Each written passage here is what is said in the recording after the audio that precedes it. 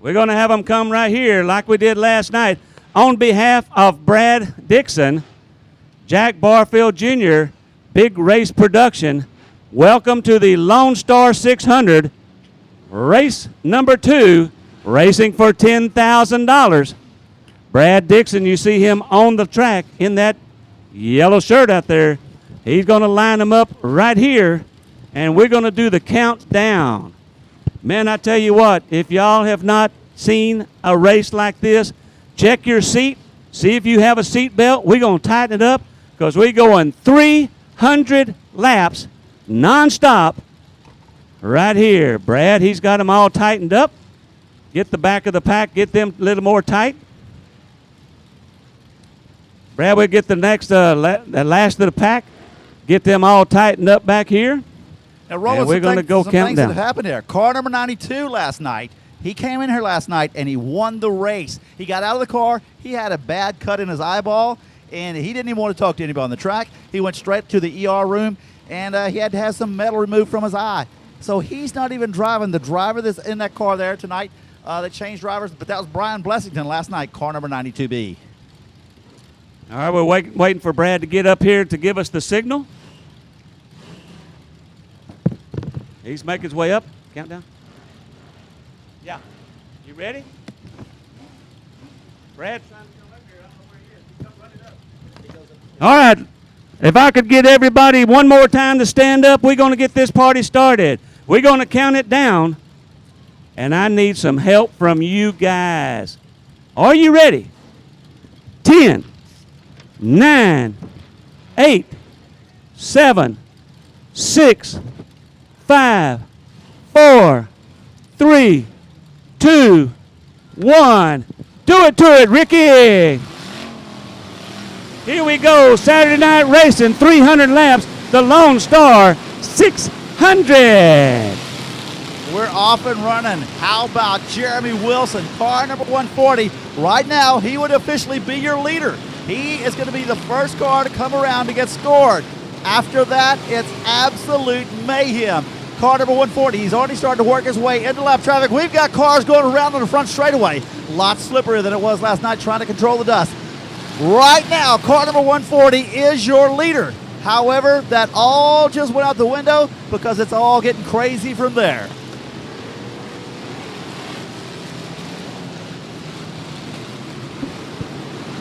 Car number 63H. He's not looking too healthy right now. That is the 11th car. I tell you, Lee, look at this. We already got one turned around going the wrong way. Right here. We got two head on right here, the 110 machine. And the 150. The 110 of Blake Miller from Dominic, Iowa. Still going backwards. Still going backwards. Here's James Bonifant in the 33. He misses him, and we keep on racing. You're going to want to watch the number 19 car last night. Seals. He tried to stay up in the front the whole entire way. He's at the very top of the track tonight.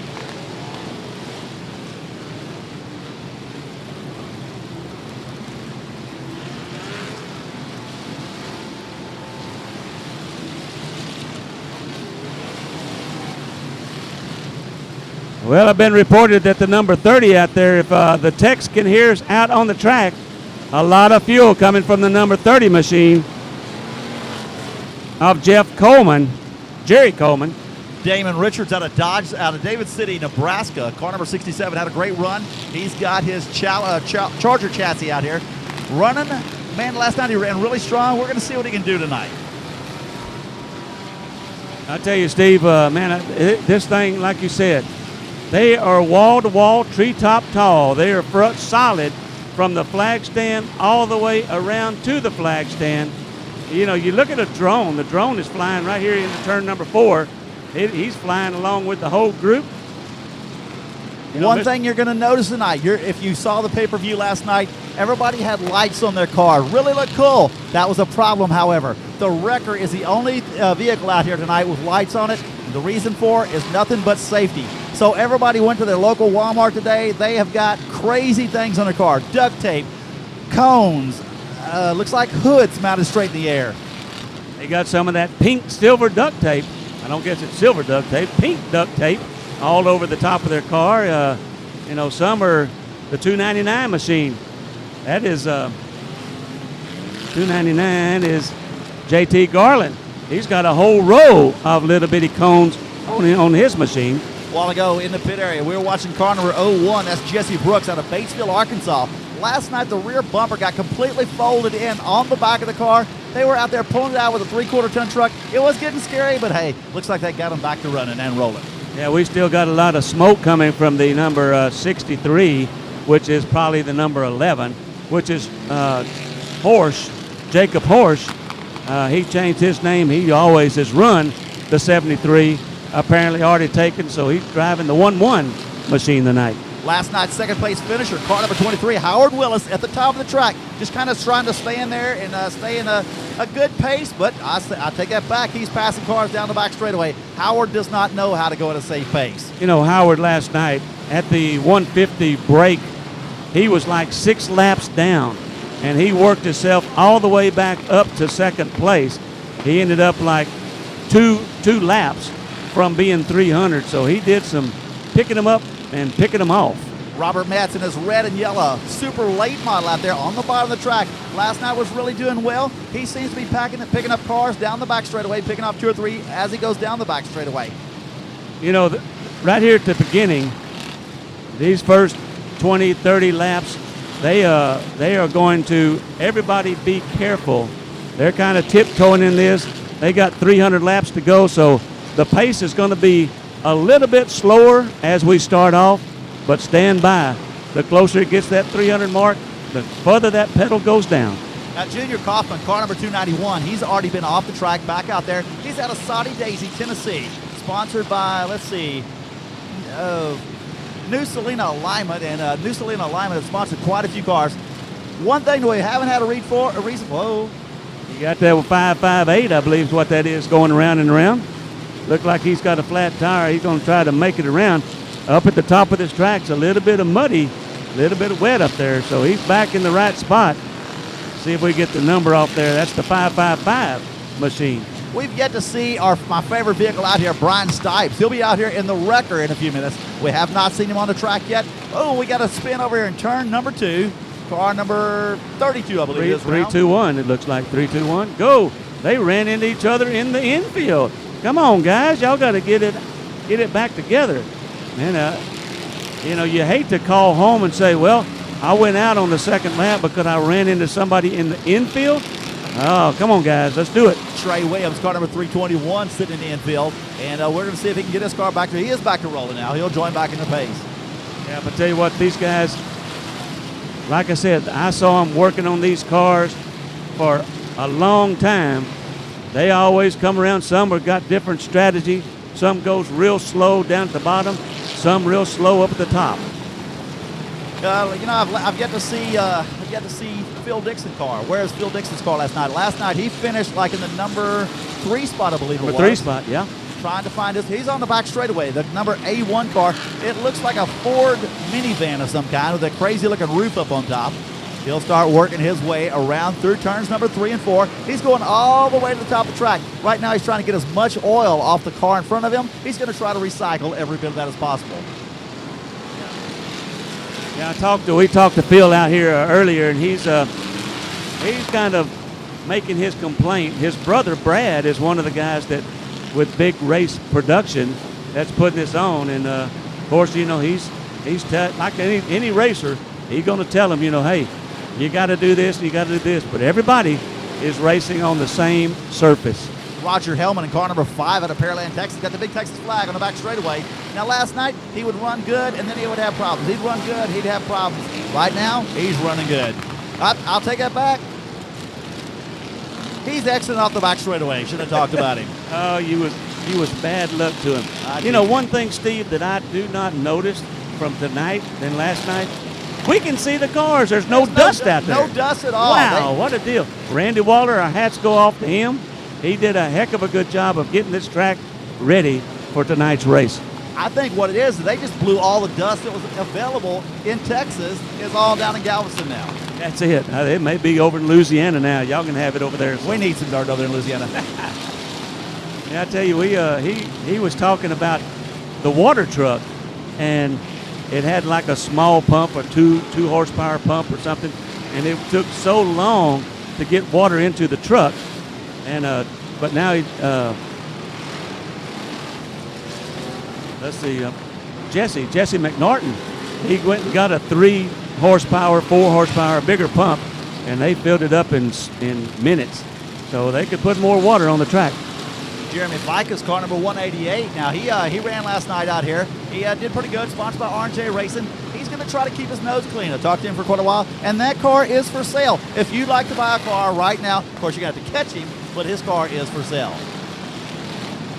Yeah, I tell you what, some of these guys, they are doing, you know, a little bit slower than what they did last night. Talking with some of those people, you know, their strategy of not coming out last night is because they thought that it would be a wreck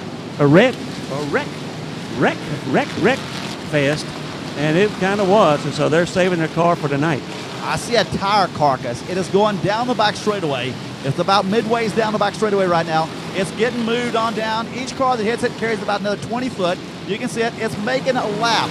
I think I'm going to put my wife on scoring that tire carcass to see how many laps that carcass makes before the race is over with. Yeah, I tell you what, we see somebody hold up a picture of the tar. That's Texas talk, tar. That's you know, that wins, and we're gonna have to talk about that. Oh, car number 851. He was running extremely strong last night. He's parked up in the Texas tumbleweeds up here. He's getting pushed by the number 64 car, or the 164, I think what that is, of Thomas Downing. Dustin Smith out of Lake City, Iowa. Car number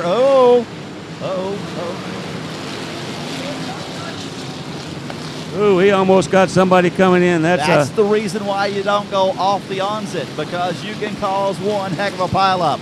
Roger Hellman was back on the track in his number 5 car and almost had him a little head-on collision. Okay, so we're waiting on the first person over here to start holding cards up. When you see the first card get held up, that means we're going to be at lap 50, so looking forward to that coming up here.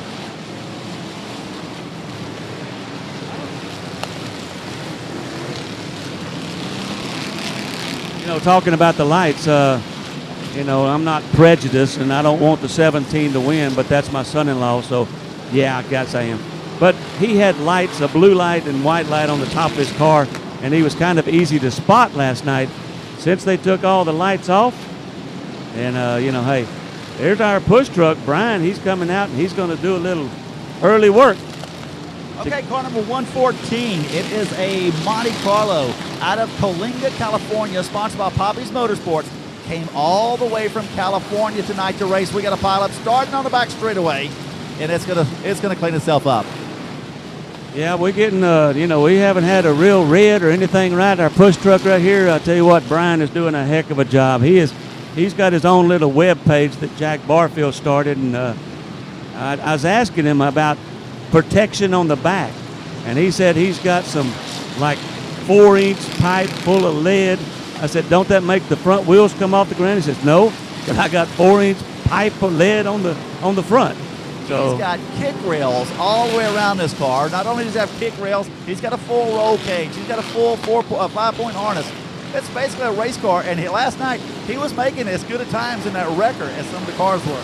Brian Stipes, yeah, is his name. He used to race cars, and I asked him out in the pits earlier, I said, does this come back to the old race days? And he goes, yeah. He said, so I was going as fast as some of those cars, and it was fun. Doing a heck of a good job. How about Ben Benjamin? He's got the Chevy Cobalt. He's going down the back straightaway right now. Now, he's not a real fast car, but I think last night he finished 100, and we got a car stopped on the back straightaway. Car number 14 to stop. Back to Benjamin. He finished like 186 laps last night before he burned up the transmission. Today they brought another car out here, put a new transmission in it. He's back up and running.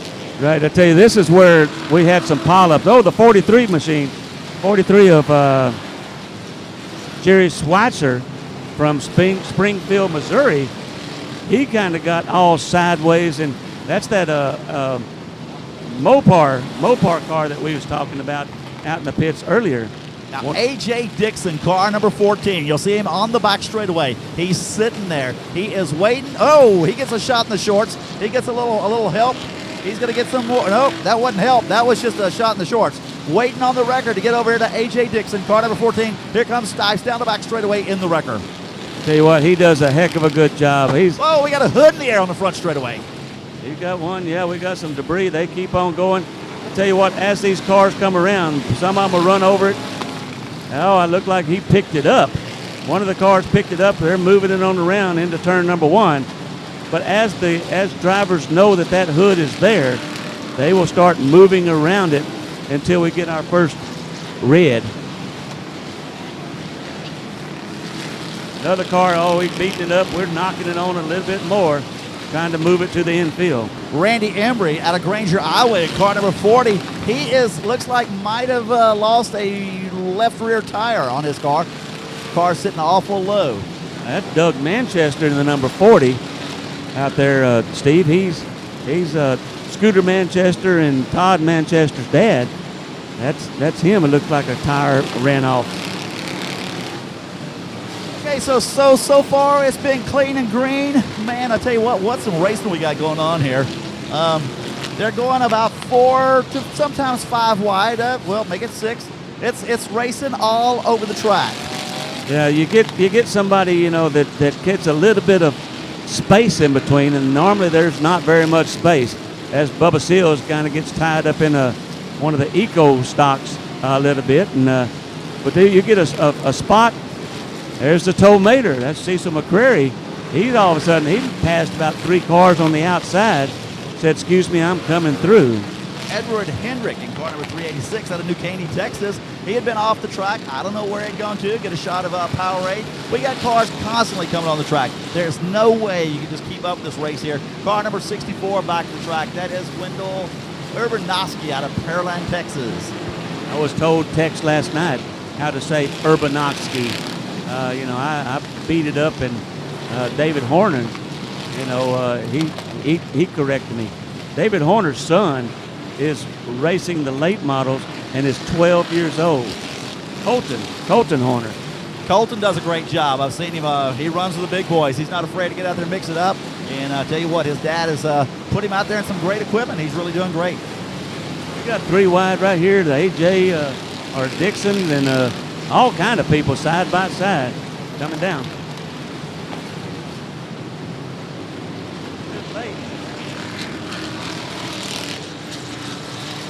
Hey, I saw the 56 car. They had it loaded on the trailer a while ago. They hauled it somewhere. David Kohanek, I saw it haul out the gate. He's back out here. Now, that's David Kohanek's dad. Is that correct? That's David Kohanek, is Ray Allen Kohanek's uncle. And so, yeah, Ray Allen is real known in the sprint cars. He was the American Sprint Car Series points champion for several years.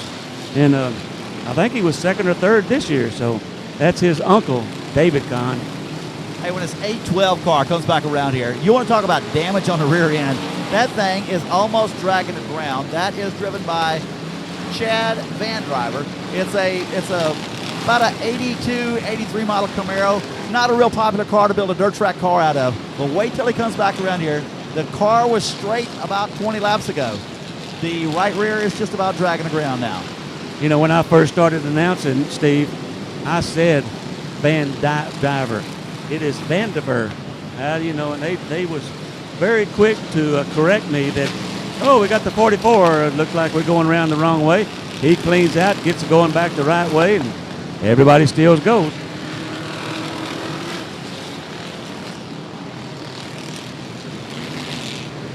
All right, Robert Metz, car number 955 on the bottom of the track. He's going around there. We got car number 299 starting to blow a lot of smoke. And these cars here, they've got just enough fluids here. Last night we actually stopped at one point to where we could completely allow the cars to refill. Car number 30 last night, he was doing really well. That is Jerry Kaufman. Now Jerry is out of Soddy Daisy, Tennessee. He was your leader about lap 100. He got tied up in a wreck right here on the front straightaway. He had a car parked on top of his hood, wiped out the hood, the radiator, the alternator, wiped out quite a few other engine parts on top of there. Hey, he's back out there driving. It was a fresh sheet metal job on that car here. Our friend, car number 114 out of California, that is Rich Denman out of Coliga, California, making laps here. He's passing people up here. I mean, there's just a good pace that you want to go at there. You know, one of our sponsors out here, Steve, RPM Equipment. Brian Marshall, he's up here with us tonight in one of these suites. They are known as Texas leaders in wrecker service. Also, we appreciate them sponsoring. It's part of the Texas LoneStar 600. That's RPM Equipment, Wrecker and Towing, along with a bunch of our others: Best Auto Parts, Gringo, Sanowell, Ray, Rhino, Sherbert Racing, Shepard's Oil, Racing Oil. We're going to throw out some more ball caps here in a bit and pass them out. Bobby Cervantes in car number 118 out of Arroyo Grande, California. Now, could you imagine pulling 24 hours to go race 600 laps? Yes, sir, I can. And I tell you what a show it is out here at Royal Purple Raceway.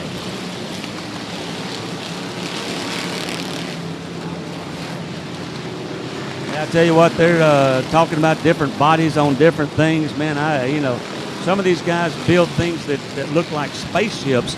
You know, the 115 that Mike Orlando built, that Jack Barfield Jr. drove last night, he didn't make the show. Too much damage to repair it. And it looked like a spaceship kind of deal with wings and all. Got them bumping all around. That goes the 21 machine with the American flag on it. That's no way to treat our American flag, guys. All right, Tyrell Jones out of Bodark, Missouri. He's driving car number 111.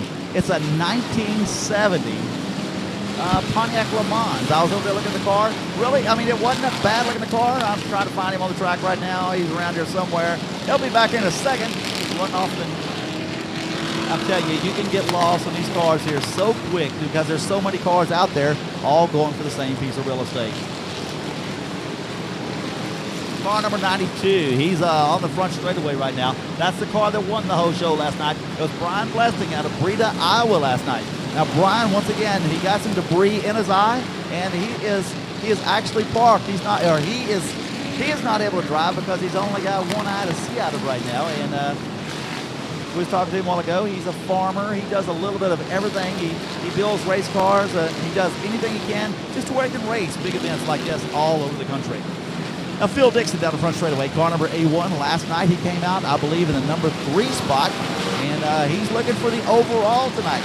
Because tonight, if you can win it, or if he is up there in the top 5, there's a good chance he's going to pick up a $5,000 bonus. Car number 441 down the front straightaway right now. That is going to be driven by Joey Heineman out of Corpus Christi, Texas.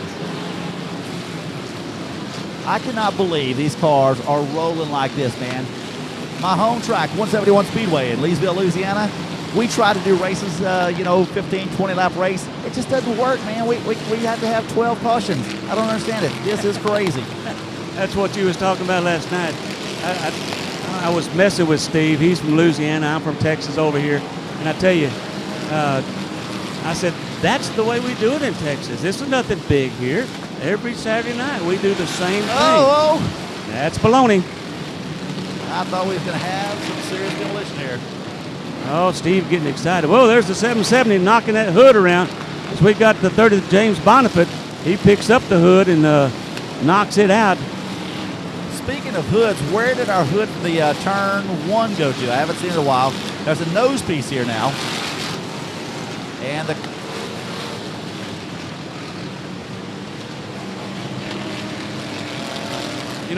Randall Page out there in the 84 from Pearland, Texas. He's one of the guys that does pretty good. The 107 Tommy Page, also from Pearland.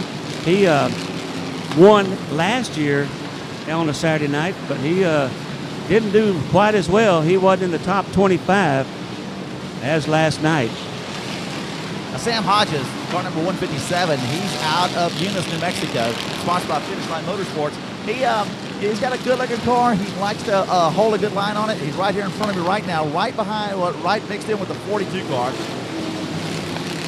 The 42 car does not like to wrinkle the car. A while ago, he bailed off down to the infield to keep from getting that thing tore up. I don't blame him because that's what this whole entire thing is about, trying to keep your car straight. Randy Embry out of Granger, Iowa. You know, Cecil McCreary in the 001, that's called the Tow-Mater. He's from Huffman, Texas. Cecil McCreary's got his McCreary Auto Service. Last night he was saying that he ran to the 150 mark, and then they changed drivers. I understand tonight, Steve, we're not going to stop. We're going to go 300 laps non-stop unless we got us a red. So if you want something to drink, you better just pick it up when you go in for your pit stop. Got some bumping going on right here. That's Scooter Manchester in the 83. He went around part of that other Scooter Manchester as we go red, red, red. This is our first red that we have. We've been racing for almost 25 minutes, and it's first red that we've had tonight. That's not a bad job. The 83 of Scooter Manchester, he gets it back going, but that's our first one. Is that Howard Willis on the infield? That Looks is like Howard Willis got off into part of this right here. So, you know, we got our safety crew. Once you have a red, you break everything down. We don't go, number 31. Hey, you don't go. They make him stop. Make him stop. There you go. That's one of the complaints we had last night, is that some of these cars kept going under red. All right, we got cars scooching around right now under the red. So, yeah. How many people liking what they see so far?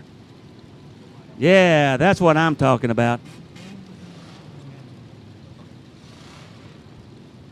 I'm going to send Steve downstairs. He's going to check with some of the scorekeepers down here and kind of see where we are. Oh, a lot of smoke coming from the 23 machine over there.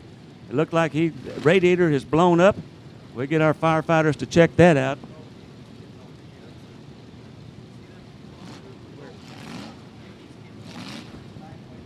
I tell you, if you're on the fence all the way down into turn number 4, get away from the fence. All the kids, the little girls right here doing cartwheels. Hello, little girls. Little girls right here in the blue and the orange doing cartwheels. Whose ever children that are, please go get your kids. Little girls down here by the fence doing cartwheels in the blue and the orange shirt. hey, time to go back. Move back. Racing. We're going green, green, green, green, green. Well, the 39 machine, it did not make a start. That is Darrell Rhodes. As we get a bump right here, we kind of get him up to number 70. All of a sudden, it's back going. The 26 machine of Jason Lewis underneath the flag stand. As he has come to a standstill, here comes the Tow-Mater. Here comes the 911 of Nathan Renfro. They're coming out hot and heavy. Hopefully they can pick it up. Here comes Brian, our magic push truck. He's going to get him out of the way. He's coming to the rescue as the number 25. He gets a shot. That's David Thibodeau from Vidor, Texas, as he gets a shot from Brian Stipes. There's a 96 up, a 17 is up. We're up to something. We got some numbers coming up right here. So they're up to the 50 mark, I guess, is where we are unofficially, as people start to put their numbers up.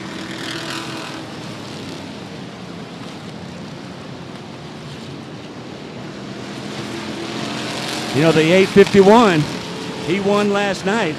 That's Dustin Smith out there driving it tonight, seeing if he can go. We got one parked in the no parking zone coming out of turn number 3, number 4, and we got the 69 of Kyle Berry over around from him stopped.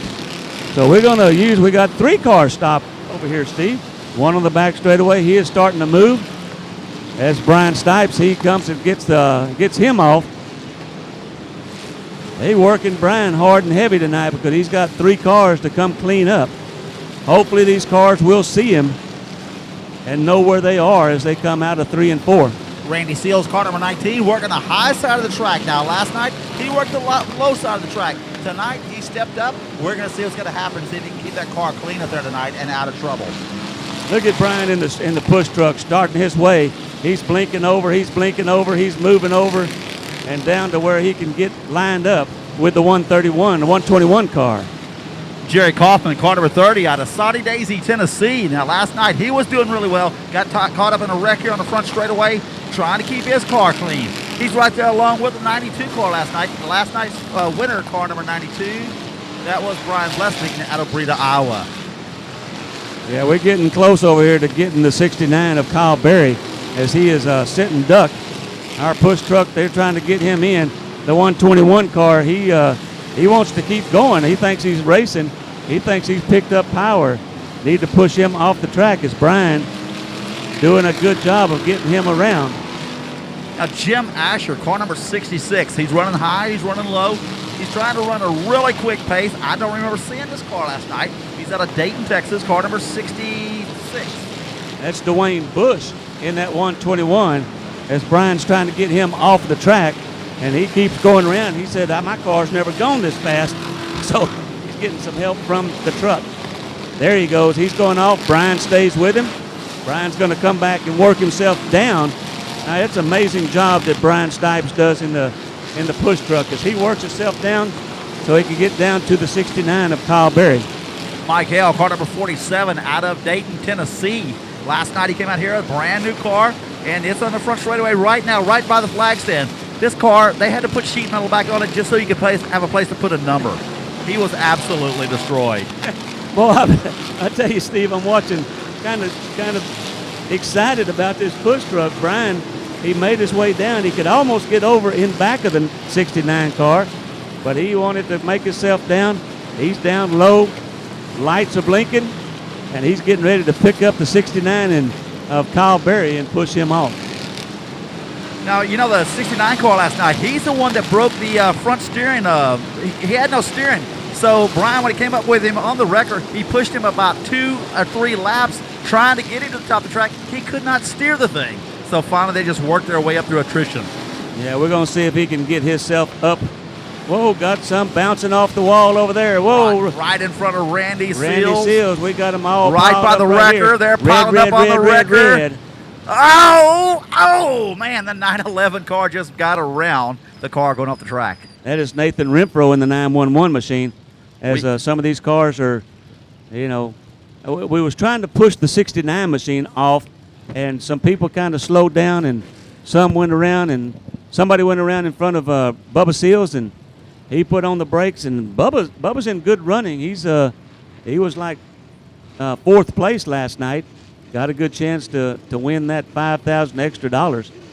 Our record's coming out to kind of clean up this. Official leader. Keep in mind, this won't be Andy official Bachman, until it's all Andy over. Bachman from is our unofficial leader in the number 62 car. And we've gone roughly 62 laps.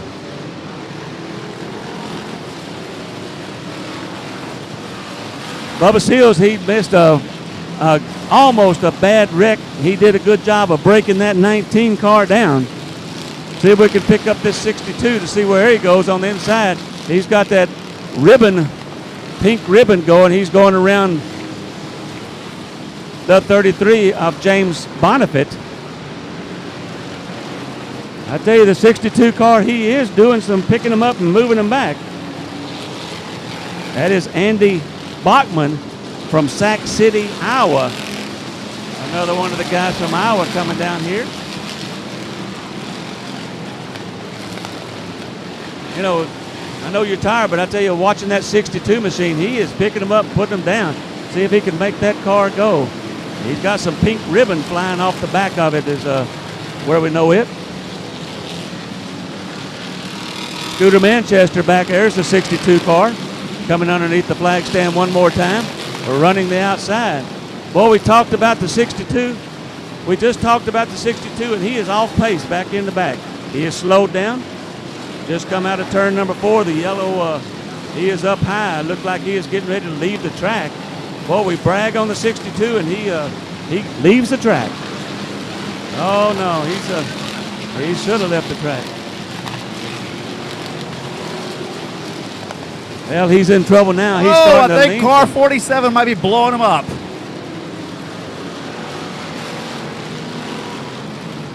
Mike Hill out of Dayton, Tennessee, in car number 47. It might be blowing up on him, not sure. Randy Weber, number 27, he has shredded a tire up high coming out of turn number 4 with a checkered flag on the back. He is trying to make it around. That tire is flapping and bending that fender and everything else. I tell you, that 42 car of Randy Embry out of Granger, Iowa, he has thoroughly impressed me this whole entire weekend. He's kept the car clean. He's stayed out of every wreck possible. Hopefully he can keep it going. Justin White from Hobbs, New Mexico in the 113. Hadn't talked about him so far tonight. He's hanging in there pretty fair.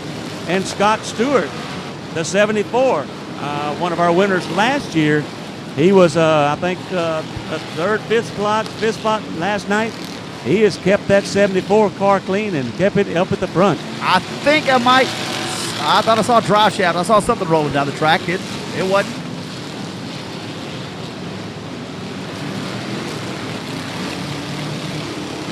441 machine getting sideways underneath the flag stand. All right, the wrecker on the back straightaway. That is Jody Hackerman from Corpus Christi as he piled up some. Our record pushing the 179, the 174, whatever. He's got him off the track. Another good job by our record driver, Brian Stipes. Watch that 955 car. He's passing about 10 cars a lap right now. He's all the way at the very bottom of the track. It's the super late model style car, and this is his actual super late model. He's passed about 10 cars in this one lap, dives all the way to the bottom of the track. If he can keep it clean, it could be good for him.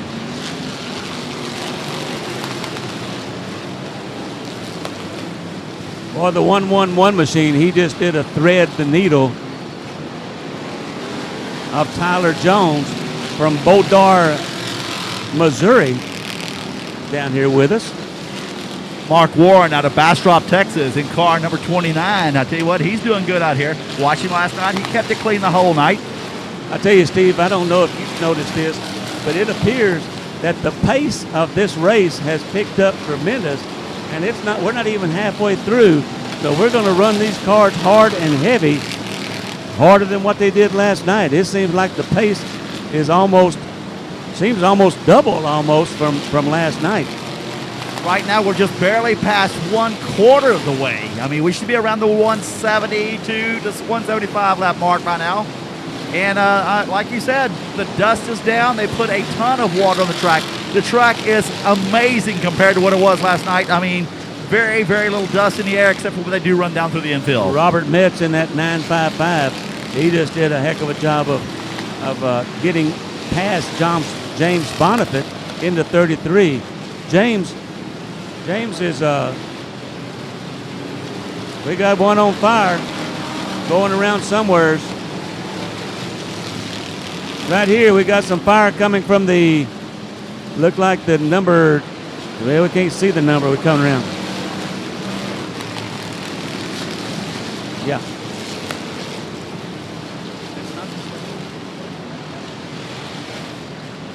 Looks like the 47 machine of Mike Hale from Dayton, Texas.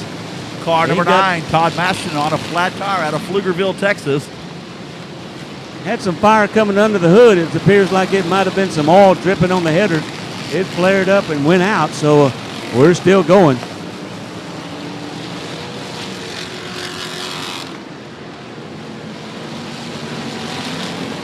Whoa, got one over in turn number 2. We're going to go around and around. He's starting to block up some traffic as he tries to get back around. He does. We stay going. We haven't talked about the 86 car tonight. That's Justin Collins out of Cleveland, Texas. It's got an extra driver. His girlfriend is riding on the side of the car. So, man, I tell you, that takes commitment for your girlfriend to ride with you. Yeah, either he likes her or he don't like her. I don't know which one. So we'll see what happens with that. Exactly. I don't think my wife would be riding with me out there. No, my wife either. I don't think she would. We got one over here in turn 4. Randy Seals just coming back on the track as he apparently had a flat tire or something. Went to the pits. So he's back in the action. Daryl Prosek, car number 119 out of Corpus Christi, Texas. Last night I saw this big flag on the roof of this car. I didn't realize what it was. It's the come and take it sign. It's like, man, you got to be a bad guy to come take that gun from him. Yeah, that's what I'm talking about. That's the Marines use that sign of come and take it. You bad? Come on and get you some. of the 43 car of Jerry Schweitzer out of Springfield, Missouri. Last night he came out here racing. He had an absolutely clean car. This is actually an old ARCA asphalt car, and the Kaufman car number 30, is stopped on the back straightaway. You know, I talked about James Bonifant last night. Don't say, I talked about him and he goes to the infield. Sorry, James, that's my bad. But James, don't say that you have a handicap. James lives in a wheelchair, and he gets in these cars, and he comes out here and every Saturday night does some racing. We call him Wheels, in fact, and I tell you what, he's broken on the infield. A bad night for him, but I tell you what, he enjoys racing, and more power to him. Robert Bartlett, car number 500. He's got a different car from last night. He totaled his car out last night.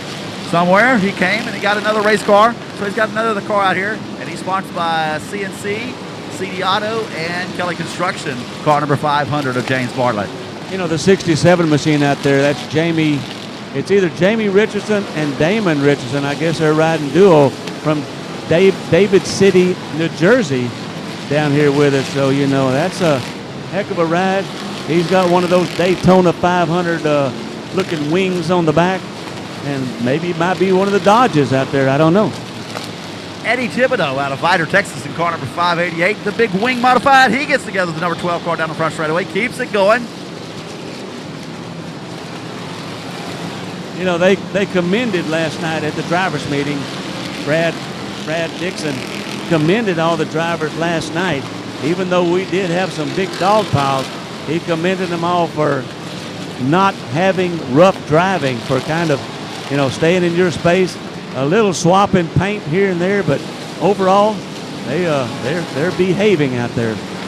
Maddie Pratt, she is driving the blue and white and pink limited modified with an orange cone on the top of it.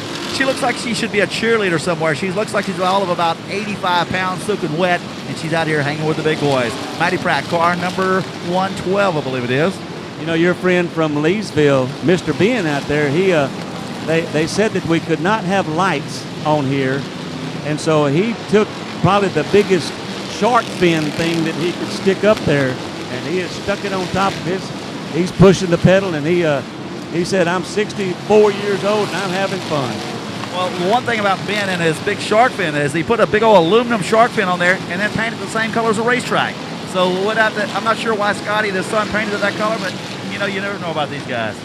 You know, the 23 of Howard Willis, he was messed up in this little action going on earlier in the race and was in the infield, had a lot of steam or smoke coming from that.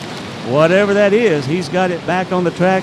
He's out there back in the contest, picking them off one by one. Lynn Hardy, car number 770 out of Houston, Texas, sponsored by Sonny Hines and RV Tile.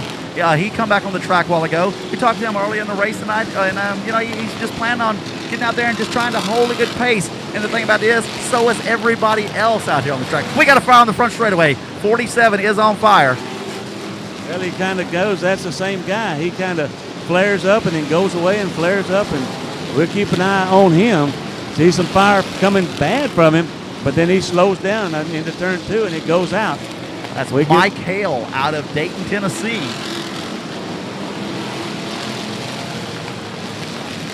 Yeah, he's lost a lot of sheet metal, and he's definitely, I think, got some oil coming down on those headers, and they'll flare up and then they'll go out. So our officials got one sideways, up at the top of the track. Hopefully people can pick. Well, there goes one up high, going through the grass to miss him. Cannot see a number on that because it's orange. He's turning around. That looks like the, 31 machine? Mark White from Cleveland, Texas, as he gets around and turns it back. And he's back on the track going. Joe Williams out of Waco, Texas, came all the way over here with this Dodge Neon. Car number 32, got the big wing on top of it. He's trying to hang tough with these big V8s. We got a bigger fire. It's time to get him out of here. It's either that or roast the wieners. I don't know. 47 on fire. He's got a lot. They're watching him. You know what? They're running for 300 laps, Steve, and I tell you what, he's going to run that until the tongue falls off, and, it's either going to burn completely up or it's going to quit on him. Well, it looks like the smoke is getting a little bit. I think he's probably got valve cover off or something like that, because it's just right now a bunch of smoke. There's no fire at all right now. Right, he's going to still drive that car until it won't go any further. The only way we stop on this loop, on this LoneStar 600, is if we have a dangerous situation. A car is on fire, if it's turned on its lid, or if we've got a dog pile. Robert Metz, he's going through bobbing with his late model in the 955 machine. Got one spinning around underneath the flag stand, the number 57 machine. Well, I don't have him. It must be a 157 or something. Maybe a 457. Sam Rogers is who that is.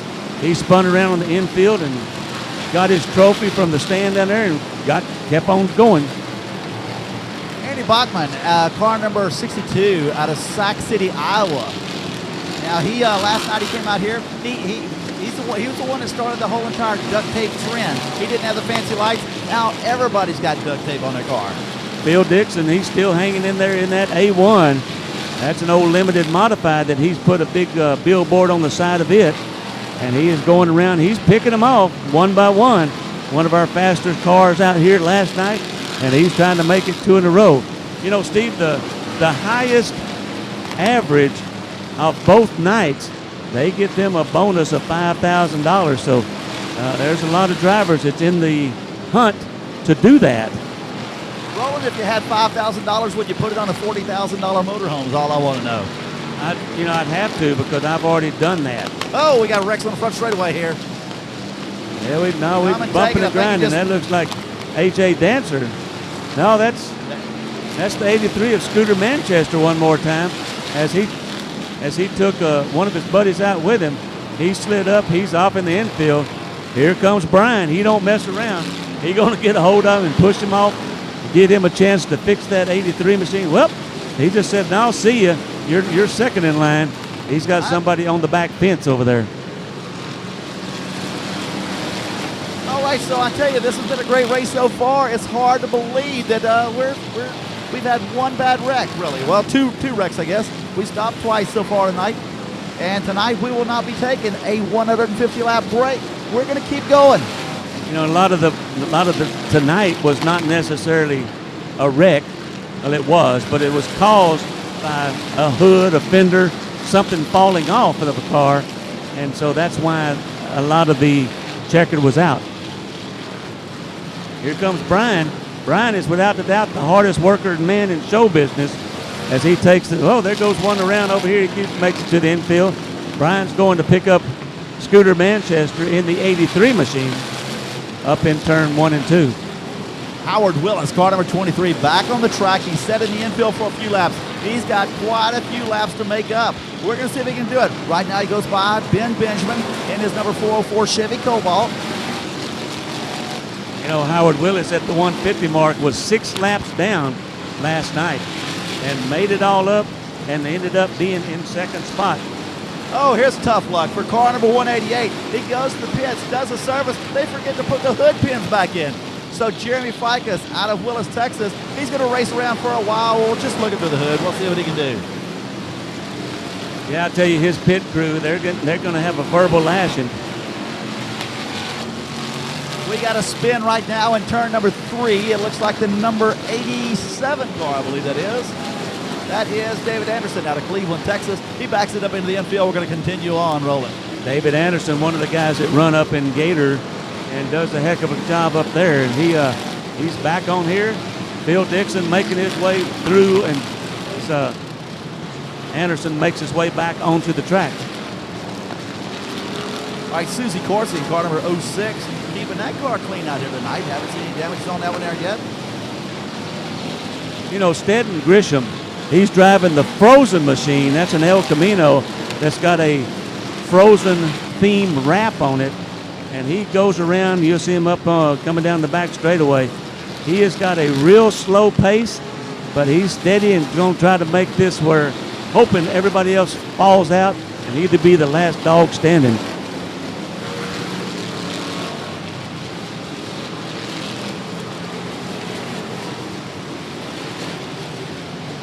Oh, we got a pile up on the front straightaway. Car number 39 and the 666 involved.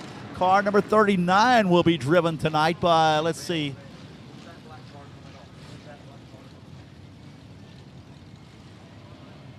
That is Troy Batson out of Wichita, Kansas. Car number 39 sitting there in the fence along with the 666 car, and that is Josh Lyons. And she was all these young kids that are 18 years old, and they were wobbly legs because they have put a bunch of effort and energy into racing these cars. How about Jason Lewis? Look at that car. Car number 26. That's a good-looking car. Pulled down here from Soddy Daisy, Tennessee. Sponsored by, New Salem Alignment. And, I mean, look at that car. It's still a clean-looking car, and we're close to 400 laps on that thing right now. Yeah, I tell you what, you wonder if some of these cars are going to last this long. You know, some of the cars, man, green as we speak right now. They snuck it in on it. We're back going racing. All right, car number 110. First time we talked about him that I know of, Blake Miller out of Des Moines, Iowa, sponsored by Miller Time Motorsports. And, the car is just looking good. He's got the bright fluorescent orange roof on there. He's coming up on the frozen wrecker, frozen El Camino. The frozen El Camino was almost frozen in time down there, it looked like. Yeah, he's just Grisham. He's just kind of taking that frozen, and he's at a real slow pace. Everybody kind of realizes that as they come around, and they, as Brent Devotee in the 23 makes his car go down below the frozen machine. Got one going the wrong way over here in turn number 4. He's going to try to back his way out. Whoa, almost backed off into Matty. He gets off the track. Good job of missing everybody. That might be David Anderson one more time. No, that is the 386 machine. Sonny Hahn out of Houston, Texas in car number 70. Now, he's been running out here for the last 400 laps. He's got that car pretty clean. Talking about cars that aren't clean, check out Robert Metz's car number 955. This is a super late model. He's passing everybody like crazy. If he can keep that car out of trouble, he's going to be up in front, you'd think. But I don't know. Who knows? You know, the 62 machine still out there bumping and going. Andy Bachman from Sac City. Man, he's still picking them off and putting them on. He's got to be in the top 10 up there unofficially anyway. At lap number 100, the 191 machine. Tim Van Gotten out of Petrolia, Kansas, sponsored by Stewart. Got one here, right here, bouncing around underneath us. Sorry about that, Steve. That's the 400, the number 400 car of. It might be the 4-0 call. No, that's Leeville. That's Mr. Benz. That's the 97 of Jeff Hogue as he gets his car up, down, and around. 73 car making his way back onto the pack. That's those guys from Kansas coming down here. That's Tim Vergotten. I think the 55 car might have the shortest wheelbase of anybody out there. That is Billy Measle Jr. out of Elkhart, Texas. I think, and I should have talked about him. He spun around, and so is Matty the 12 car, the 112. Well, we got one going the wrong way. We got some fire up under there. We're going to call a red on this one right here, Steve. Got some fire, the one with the orange cone on it. Can't see the name right here. That's Matty Pratt. Okay, got some fire underneath there. All our cars. firefighters will be making. Here comes Jeff and the boys and girls. They're making their way through everybody and checking out Matty, making sure that she is okay and that the fire is out. Which one? You know, one of the hard parts here, Steve, is whenever these cars, when they throw a red and everybody starts slowing down, if the guy in front of you starts slowing down too much, then that kind of makes a little dog pile, and everybody should slow down the same way. Don't always happen that way. The double nickel, the 5.5 machine out there of Billy Measle from Earnhardt, Texas. He getting Captain Hook out there as he looks like his left front tire has come off. Now, you know, you have got to be a NASCAR fan to be from here. I think that's probably the last car that we're going to clean off. I do not see any more wreckers. Ricky, our flagman, he's doing a heck of a job up there in the flag stand, the loneliest guy in town. He might get that green flag ready. Something to watch is out of turn number 4. They're already about 1, 2, 3, 4, 5, 6, 7, 8, almost 8 wide over there, they look like. So that's going to be a kind of a cluster as they get green flag in the air, and we're back racing Here right we go. now. All right, your boy 911. We haven't talked about him too much tonight. Last night he had problems at the Renfro out of Houston, Texas. He's been keeping his car clean and green tonight. Uh-oh, we got one broke over in turn number 2. That could be the 555 machine, I think, is who that is I saw a while ago. And that is Darren Holden from Vidor, Texas. Could not get his car started. Now, this is not something you want to have happen here. It's okay, though, Steve. Here comes to the rescue. Brian Stipes in the pushmobile, making his way down. There goes one sliding to the infield. See if he can keep it going. That's my Pontiac Brian. Ventura, car number 111. Thought them for a while this afternoon. That is Tyrell Jones out of Modoc, Missouri. Brian Stipes, so you notice how he went past that dead car, and he's making his way down little by little. As he comes off into turn number 1, he'll start slowing it down. People start getting behind him because we are going to push it down. We're going to slow it down. Watch those twin I-beams on the front of that Ford as they float coming up there to the back of the car.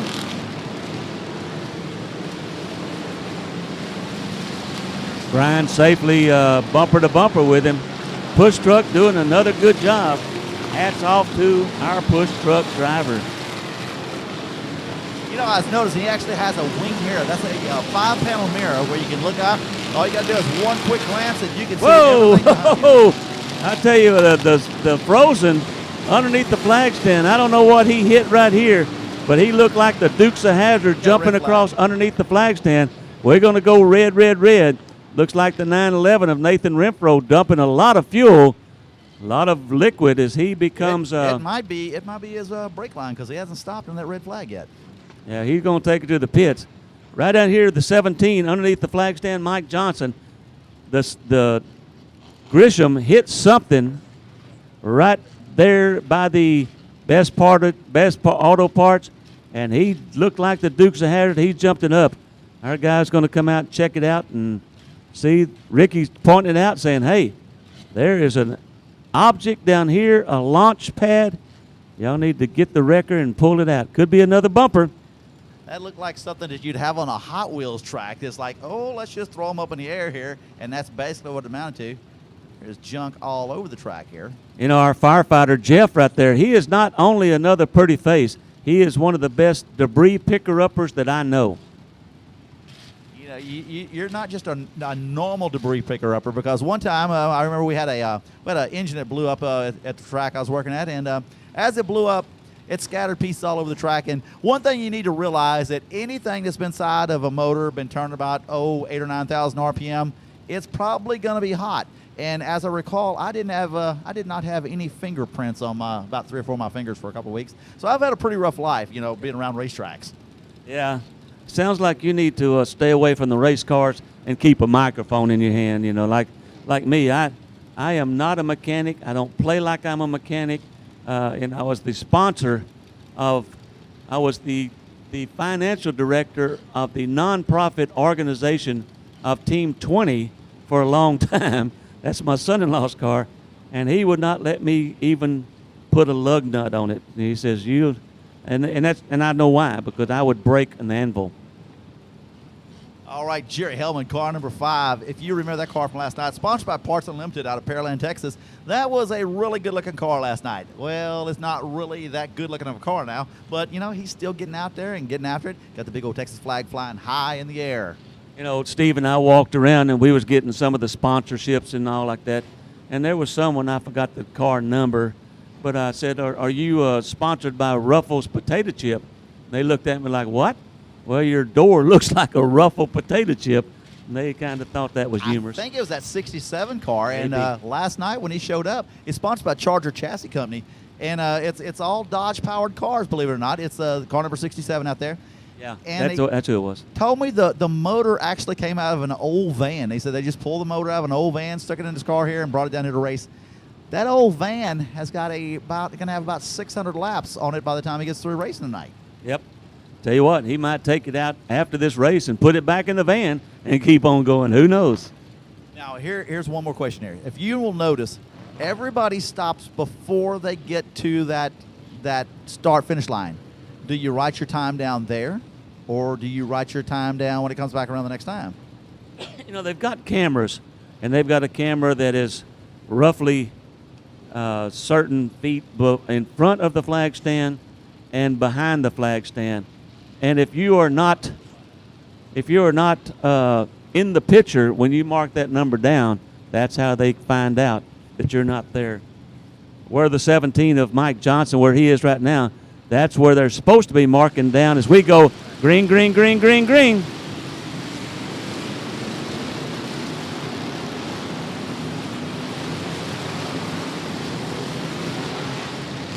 '73 not wanting to take off here on the restart here. You know, I watched that, and I think what happened to him, he just kind of waited until he had an opening to push the gas. Got one stopped right here in turn number 4. That looks like the 128 machine. Billy Williams, car number 128, Yeah, Billy stopped there Williams. at Bellmead, Texas. Yeah, he's in a bad spot. We were bumping and grinding 70 trying to is get get- around Oh, him. it's getting rough now. It's getting rough. Yeah, we are bumping and grinding around here. Okay, so we're needing the wrecker over here to the bottom. Here comes the wrecker. Here he comes. Gonna come around, hook him up. I tell you, Brian Stipes, he in my book he needs to get the bonus money. He's done I think Brian. Oh, he just needs a little push. Need a little Just a push little right here. encouragement. Brian's going to go to the infield and say, hey, I'm going to be back out here. I might as well just stay on the infield and see what goes on. All right, Seals, car number 19 at the bottom of the track. Right along with him, car number 955, Robert Metz. And I believe the 408 car, he was one of your leaders a while ago. He's right there, so all the fast cars in the same area. You know, Jason Lewis, you talked about him in that 26, the big blue Monte Carlo. He has kept that car. He put it on the showroom floor when he gets home. What's neat about the number 26 car is it has an actual paint job on it. It's not a wrap. It's just old school, plain numbers. I tell you what, it looks good, flashing off down the back straightaway. Car number 26. At the 921, we hadn't talked much about him tonight. He was up in the top winner circle last night. 921 of Harry Honoris from Mesquite, Texas. Dennis Guillory, car number 922. He lost the whole rear end out of that pickup truck. Now, this truck has been around the tracks of Texas and Louisiana for the last 3 or 4 years. That was a really good-looking truck about 2 or 3 years ago, and it still doesn't look bad. Truck number 922. You know, I'm trying to find the 191 car of David Leger Jr. Unofficially at lap number 100, 150, he was leading the pack. So, see, I'm trying to catch where he is. The 14 is back out of the track. He came to a complete stop a while ago. Al Dixon out of New Caney, Texas. He gets his car back out here on the track. So you never know who's 1 lap down, who's 10 laps down. There's no clue where anybody is at right now. You know, David Leger Jr., talking about him, he ran the number 9 car. And so all he had to do was put a 1 in the front and a 1 in the back. That must be him right here as he just went under the flag stand. David McGuire, car number 4 out of Corpus Christi, Texas. Oh, we got one around here, car number 128. He goes back out there to spend some more time with a wrecker. That is going to be driven tonight by Billy Williams out of Bellmead, Texas.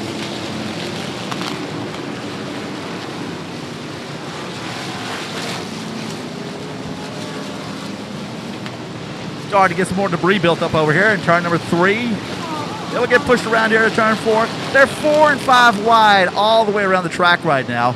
And it's absolutely amazing. If you've never been to this event, you need to make your way down here to Royal Purple Raceway next year, next season. There's no reason for the stands to not be full. Tickets are $5 to get in. I mean, you can't go anywhere for $5. Just some great racing action. Robert Metz, once again biased, passing up cars like crazy. However, he was not in the top 5 a while ago. Phil Dixon, car number A1 last night. He finished, I think, the 3rd spot, and he's trying to hang right there a long time, the whole entire time, along with Howard Willis.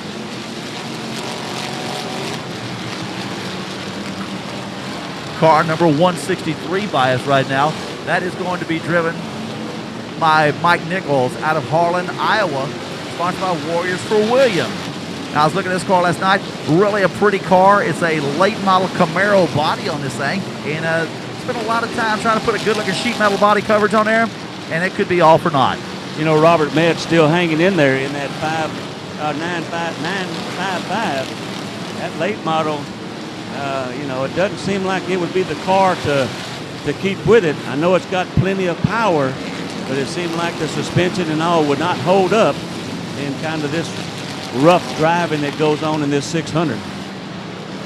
Looks like a Chevrolet Malibu, car number 93, the old school Malibu, about a 73, 74 model. That is Joe Medora out of Oklahoma, out of Yukon, Oklahoma, sponsored by 405 Transport. He goes by the start-finish lane.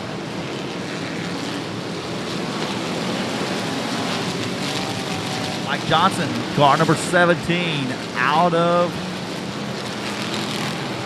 Conroe, Texas.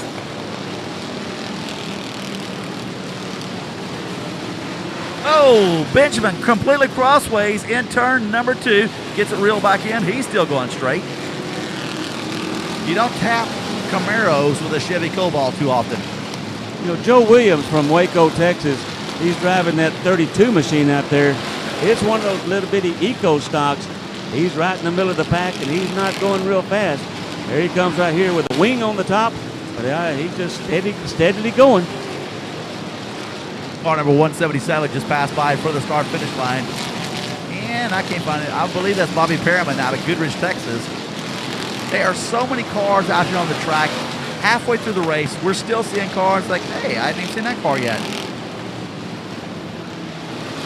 I tell you, this is a crazy race, Steve. This is the 2nd annual LoneStar 600, and Brad Dixon, Jack Barfield Jr., Big Race Production. They're doing a good job of running this, and hopefully it will be an annual event. And you know, I'm looking forward even to next year. Rob Slot, car number 48, has parked the slot car in the infield out of New Caney, Texas. You know, Ryan, we got him backwards on the back straightaway. Back it off. That's what you need to do. Find We got him backwards on the front straightaway. Front straightaway. Be careful. Everybody's going down. We're going red. Steve. We're going to break it down. We got all kind of dog pile up under the flag stand. You know, we almost had 2, one on the back straightaway, one on the front straightaway, as we got one sideways and all kind of up and down. This car right here did a little flippity-doo-dah, and he getting checked out by our firefighters, making sure that our driver is okay here. You know, Bob from Race on Texas helped us out last night. I don't know if he's out and about, but we haven't needed him as much as we did last night. We had a whole lot of dog piles last night. See if we find Bob down there. He might be. We'll key him in if he is available. If not, he just keep on watching the race.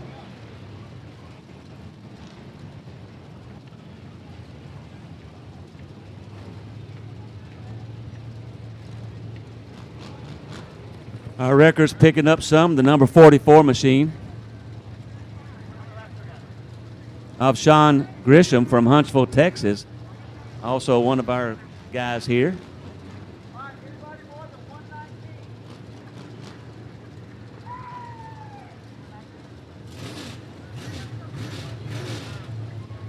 Sean Graham, he's gotten a ride on on Captain Hook as he gets pulled off. The orange one right here, I don't see a number. Can't find a number since his door is completely knocked off.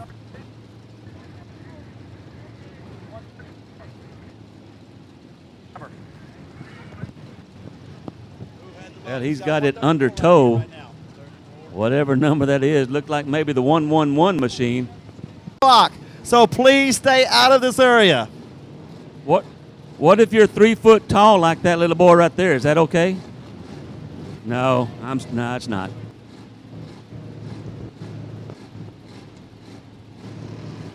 Well, we got one more wrecker that's out there, 2 more wreckers that are starting to clean up some. So, our field, you watch this. Our field is thin right now. Some cars have left the track. Some are getting carried off. But I guarantee you, once this thing goes green again and they get started, you watch over at the entrance. There'll be about 14 cars hauling it out of the entrance, getting back into the race.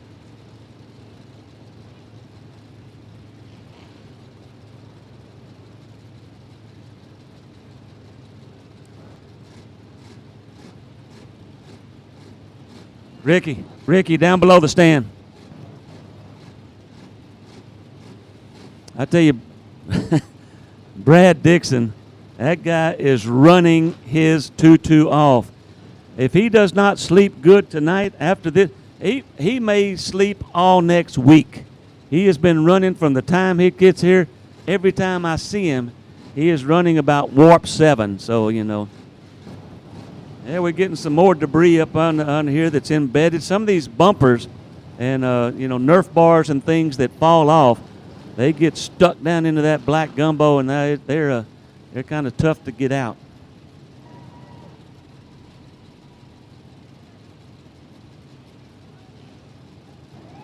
Almost under the flag stand here, the 52 machine, A.J. Dancer. Like I said, was one of the overall last night. Next to him, Mike Johnson, the 17. He was 23rd spot last night. On the back straightaway, Bubba Seals in the 19 was up in the top. The 23 of Howard Willis. I don't see him out there right this second. He was running hard and heavy. He was second place last night, my bad.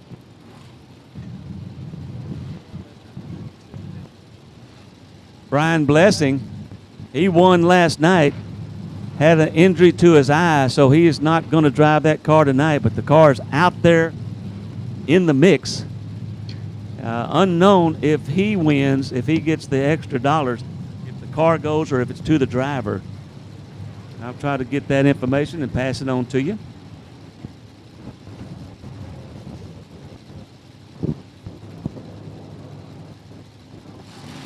Green flag in the air one more time. We're back. Go, go, go, go, go. Boogity, boogity, boogity, boogity, boogity. Woohoo!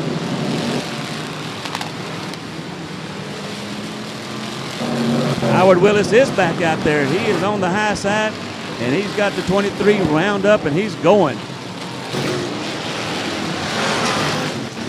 Our push truck getting back out as he gets some help pushing them here. Here comes some guys out of the hot pits. He got one car with the back fender hanging off. Here they all come. Look like a parade coming out of turn number 4 as they come back onto the track.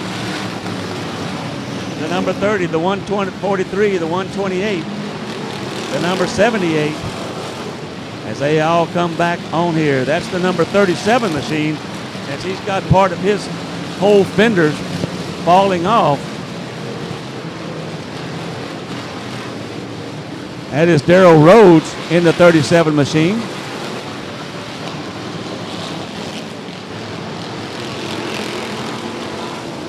Robert Metz making his way through the infield one more time.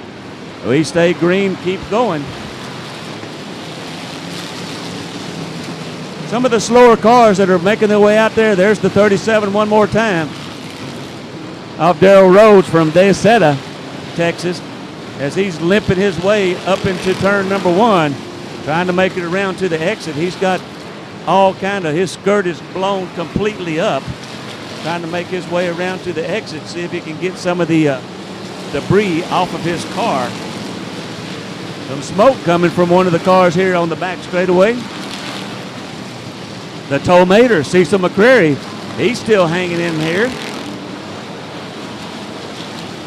Man, we got some 4, 5, 6 wide going off into turn number 1. Hang on to what you got. Wake up, Boudreaux. Some fast cars, some slow cars, and they get all tangled up in it. Mike Johnson doing a good job of bobbing and weaving his way through and staying clear of all these other cars as they were 4, 5, 6 wide going into turn number 1. Woo! That's a long ways up and down the stairs, I guarantee it. Car number 51, Dwayne Blaylock. He has got a little grill over here in the stands that is just absolutely jumping up and down every time the car goes by.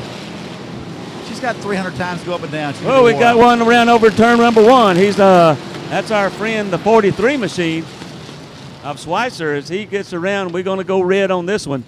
He took a pretty good beat.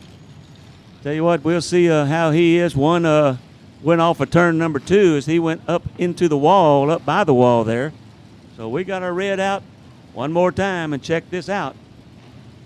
You know, Steve, it's been a little bit calmer, even though we've had some reds, we've had some crashes. But last night, it seemed like that we had a dog pile. It ended up 2 or 3 cars high. It was only one website can bring you all the Texas racing action.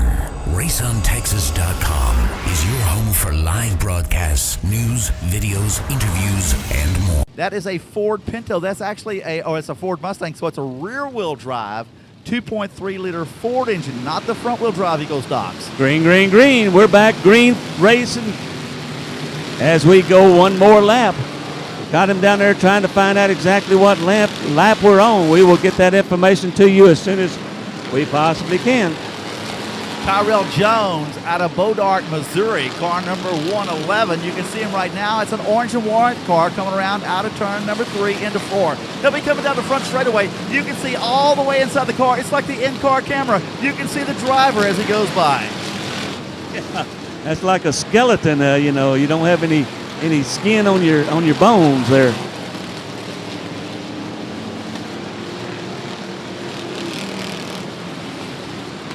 Brand Collins in the 02 machine. We talked to him earlier. I don't know if he's back out there, but also one of the big, from Cleveland, Texas, one of the big racers in and around this area. All right, Maddie pulls back to the infield. Let's see, that is a 112 car of Maddie Pratt out of Houston, Texas. She parks hers, sponsored by Lico Lift. Tough brakes for Maddie. Car caught on fire a while ago after an incident. Got to push back into the infield. Robert Metz, he goes to visit her inside the green grass area. Comes back out. He's back on the track as we stay green flag racing. A.J. Dixon, car number 14. He's had a fast-paced car. However, he's sat in the infield for a while. Every time we talk about him, he starts doing good, he breaks again. Chad Fusler, talk to him. He's got the pizza machine up on top of him. We call about talking, deliver the pizza. Chad Fusler out there in his Eco stock, and he is making some laps. Ryan Slott, car number 147, out of New Waverly, Texas, being sponsored by, being scored tonight by Coletta. That's his mom, and he has actually got DRS shocks. So Kevin DuPont got some representation out here with some of his shock absorbers. You know, Ryan Slott, part of the New Waverly slot machine, he finished just outside the money last night, like in 27th place. And so, you know, it's good to see him out here. Real short guy, young kid, and they have some fun, him and his brother Rob. You know, Roland, I'm trying to figure out why is a record on the track. I think he just wanted to come out there and make a couple of laps. Oh, there he is. No, we got somebody stopped in the exit for pit road. Yeah, he's going to clear out pit road in case somebody needs to go that way. So doing a good job. Man, I tell you what, Brian Stipes, he is really doing a good job. Got one sideways as we're going to go red right here. This could be, no, we got one down here underneath the flag stand, one dead on the back straightaway, one in the entrance going, the exit out here. So, you know, we're going to clean up some of this debris, and we're going to get it back going again. rolling that car number 01 right in front of the scoring booth, right by the start finish line. Yeah. A while ago, we were in the pit area. They had a 3/4 ton truck tied to the sink here. As soon as we get the four-wheelers off the track. Yeah, that's what you kind of watch. You look out here, you see your four-wheelers going off, you see your records on the exit. I think Ricky's getting ready to drop that flag. He's looking them over. There he goes. We back, green flag, racing.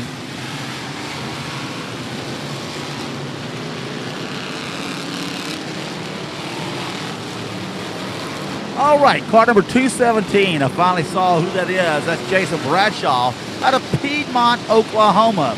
Now, if you'd have made that 2 a whole lot bigger, I would have known who he was all this time. I just finally realized that's 217, Jason Piedmont. Well, I thought it was the number 2 of Paul Wright from Alvin, Texas. Paul White. Man, he had that little car screaming on the restart. He passed a whole bunch of people. Everybody's still trying to keep out of harm's way.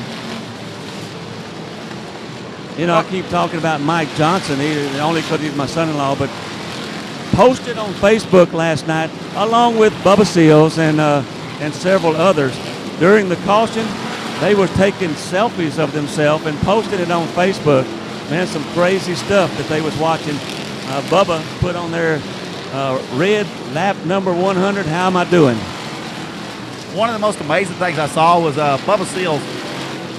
He fixed up a special A-arm. He's got a hoop up over the top of his A-arm from both directions to strengthen the A-arms on the number 19 car. And I honestly think this could be the thing to revolutionize A-arms for factory stocks all across America. Yeah, who was that you're talking about? The 19, Bubba, yeah. You know, we went with our leader, our winner last night, and he had some unusual shocks on the front end of his car that he built up, and you know, hey, that may get that shock out of harm's way to keep it from getting damaged. Okay, so traffic getting heavy. I think the pace is picking up, the dust is picking up, the speed is picking up, and Robert Metz is still driving as fast as he possibly can in that late model on the back of the track, on the bottom of the track. You know, if you watch Ricky up in our flagman, he is down behind the flags. As the flags are blowing like a tornado, he's down out of harm's way as we got a vortex coming, vortex wind from all these cars going around and around. We finally got down to the dirt part of this track, and so we got some of the stuff putting up.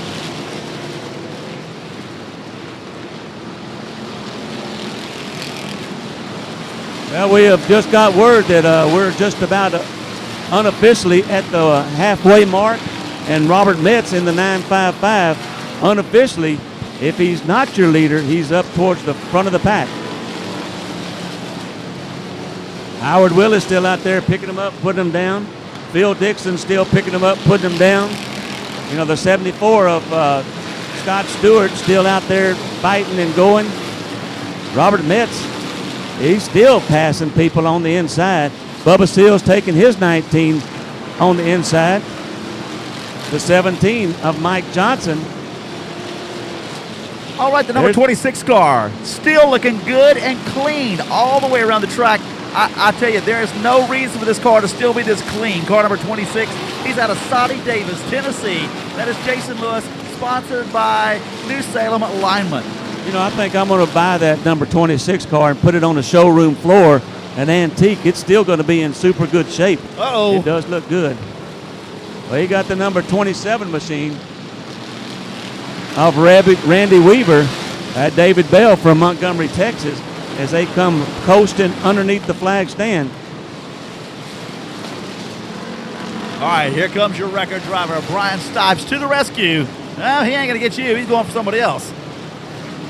He went past, said, excuse me, I got more important stuff to do. You know, it's almost like MASH. He says, you know, you call for an EMT, you call for a paramedic, and they say, whoa, we don't make house calls. So Brian kind of said, we don't make house calls. We're going to go around. I think Brian's having as much fun racing these guys as he is picking cars up. Sam Hodges out of Eunice, New Mexico, car number 157, sponsored by Finish Line Motorsports. He is slowed down off the pace down the back straightaway. We got a red flag. Red. We got him some piled up over in turn number 3. Looked like the original sidewall and the cut-out sidewall takes the hit. All right, it looks like we are getting moments away from starting us up back once again. We got one four-wheeler on the back straightaway. As soon as I get him off, we're going to go back green flag racing. I think Ricky Owens, our flagman, he's going, hey, here we go. Green flag in the air one more time. The 421, he was right under the flag stand, could not see the green flag. So, we're going to go back green flag racing. Ben Benjamin, he's got a Chevy Cobalt, car number 404. He's still hanging tough. He's got Howard Willis, car number 23, that just blew him off down the back straightaway. He's going to stretch out to about 10 cars in one straightaway. We're starting to spread out, get a little thin here. I don't know if here they all come. They're coming back into the entrance. Got a whole bunch of them. Car number 5 makes his way back out there. That's Roger Hellman out of Pearland, Texas. He got carried off a while ago on the wrecker. So, you can't hold. Hey, here's car number 67. He's back out there. He's the one that just puked all over the front straightaway. That's right. These cars, they'll take going around over here. That looks like Horse in that number 173, which is known as the 11 car now. Jacob Horse, one of the young guns out here. They're running 4 and 5 wide right now all the way around the track. And once again, there is no gap at all in the series. 29 machine making his way back on. That's Mark Warner from Bastrop, Texas. Robert Metz, car number 955. He's got his late model out there. He could have gone to run for 7,500 tonight, but instead, he decided to come out here and run for 10 grand to win. Yes, sir. At the LoneStar 600. He says, I don't need to run with all them late models. I can get out here and run with all these run what you brung cars. And this is run what you brung. It doesn't matter what it was. It could only have 4 wheels, no 4-wheel drive, no motorcycles, of course, and it is crazy. Brian Slott still staying in there from New Waverly. He's hanging on. I tell you what, I think he's made a whole bunch of laps. I've never seen him leave the track. Don't know where he is in the standings. Whoa, we got one over in turn 4. He went, the tire came off. It's flopping over there in turn 4. He is up against the wall. He's out of harm's way. But I don't think the record can help him. I think he's just flat out broke. Yeah, he's just going to be sitting there until another red happens, because he's really out of harm's way. He's unless the car just goes crazy up there. We got one trying to spin a turn number 3. Here comes Schweitzer, car number 43. Our friend out of Iowa, I believe it is. Springfield, Missouri, car number 43. Look at the sheet metal on the thing. There's nothing left to that car. And here goes the wrecker. He's starting to make his way out there. Yeah, once he gets over there, he sees that a tire is off. I don't know if he's going to try to push him or not. Bubba Seals of the 19, he's picking him up, put him down. He's got that sheet metal on the back right side, pushed all the way in. Hopefully that will stay out of his tire and not cut it down. Now, it's hard to believe that a wrecker could actually just keep on doing what he's doing out here. He is doing a great job. He's got turn signals on the back. That means stay out of my way. I'm going to the top of the track. He's all the way to the top. He's going up there. He is not going to pick that guy up because he aimed into the wall. I'm afraid he's just stuck there for the remainder of the race. Yeah, I think he's going to get over there and he's going to check him out and say, hey, good luck. You're on your own. I don't think I can push you, buddy. Brian Stipe's doing a heck of a good job with our wrecker service right here. Holy moly, look at the 47 down the front straightaway here. This is a brand new car. It was built 10 days ago, and you can't even hardly recognize it as a race car anymore. That's Mike Hell out of Dayton, Texas in that 47. We got one with the American flag. He's starting to slow down as he passed underneath the stands up on the high side. See if he makes it around or if he's going to make it to the exit. Brian Stipe still trying to work on that car. He's over there just beating on the snot out of it, trying to get him turned around. There he goes. He's got him pushed the right direction. That is never say die. I tell you what, this is amazing. It's almost fun to watch the push truck as it is to watch this race, Steve. Now keep in mind that car only has 3 wheels on it right now. One of the other wheels is in front of him. He's probably going to run over the top of the tire. I think I seen a tire come down the front straightaway here, maybe. I don't know. Yeah, I think we're going to call him Tripod now. See if we can get him pushed off the track. Okay, so check us out. Davies, he's got him out of the way. He's going to go up to the top of the track now and work his way down the back straightaway.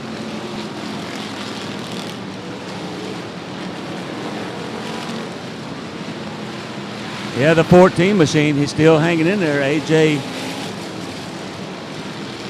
Dixon. And I tell you, AJ, if you think that he was named after AJ Foyt, you are correct. He was named after AJ Foyt. All right, car number 92, last night's feature winner out here, still getting it. Brian Blessington, he's not able to drive tonight. He got a piece of debris in his eye. Immediately he went to the emergency room to get it taken out. He's got a big patch in his eye now. However, Devin Smith driving that car tonight for him, the 92. See if they can get him a checkered flag on the stick. Whoa, got him bumping around, got him all going around. We got one on the upside down. dead. On Got fire, fire coming from it. Back it down, red, red, red. Get out of the car. Help him get out of the car.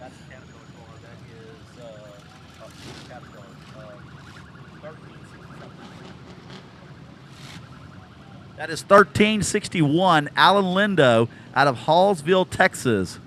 I tell you, the little cars like that, once they can get there and run with them, but once they get sideways, and the guy in front of him got sideways and kind of fishtailed and got into him as he did a double back flip and landed on his wheels. All our safety crew there getting him out of the car right now. He's out of the car, He's out of the car, so he is safe. Let's give him a big hand. I tell you what, I don't think he's had a ride like that since the roller coaster at Astroworld. That is the Cat Daddy.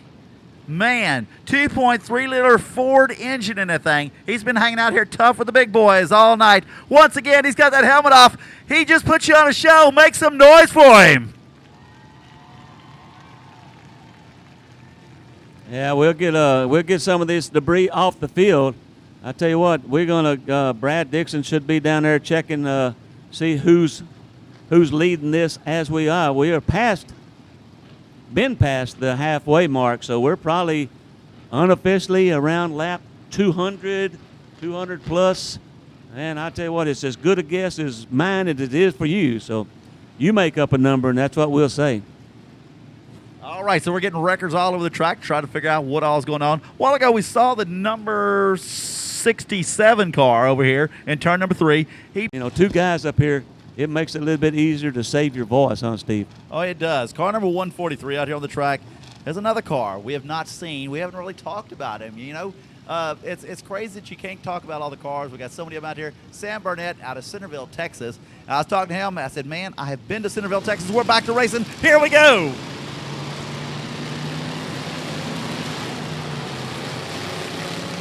Well, we got one over in turn 4. Did not get started. He is kind of a sitting duck there. Knock on wood. They have people to see him. He tries to get that car going, barely going. I think he's got it. And we're back racing with him. Brian, abort the mission. Your guy has gone. Here comes the 9 car back to the track. Here comes the 96 car back to the track. The 128, the 51, the 27, the 47, the 191, the 72, the 157, the 06, and Robert Metz back to the track. Well, they got about 15 cars off the track, and they're still coming. Yeah, they keep coming out.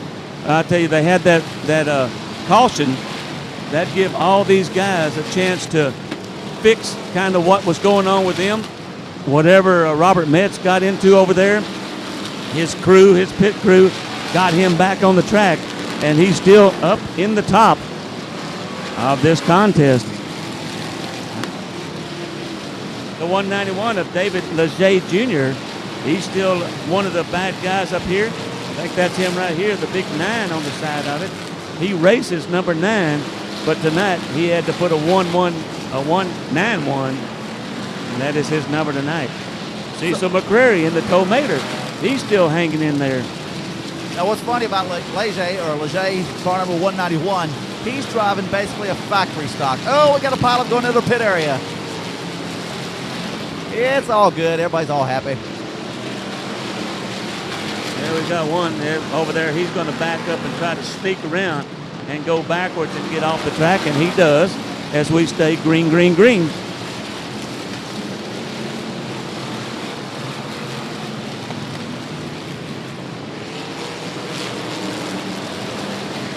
Car number 26 going by us right now on the front straightaway. That is Jason Lewis out of Saudi Daisy, Tennessee.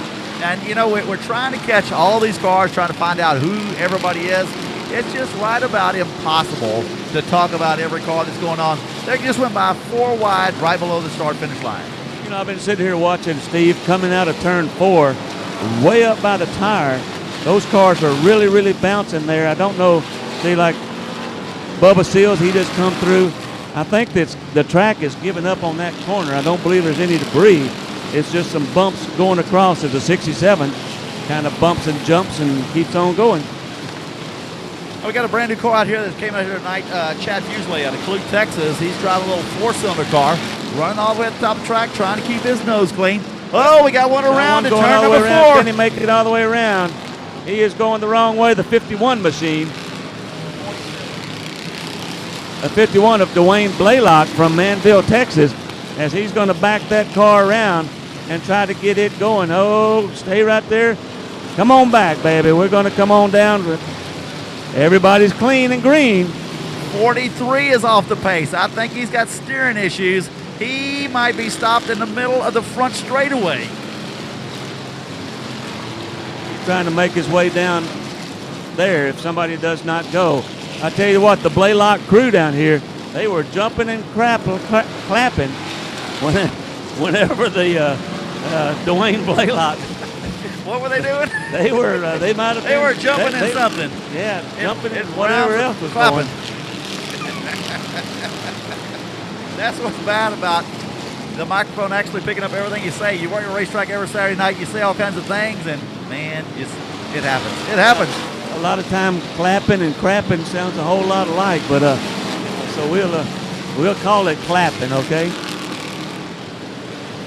You know, being an announcer is everybody said I can do that. Well, hey, here's the mic. Let's see what you got, because it's not an easy job, but I tell you what, it's a fun job. JT Garland driving us out of Cleveland, Texas around. All right, we're getting a 43 car pushed up off the top of the track.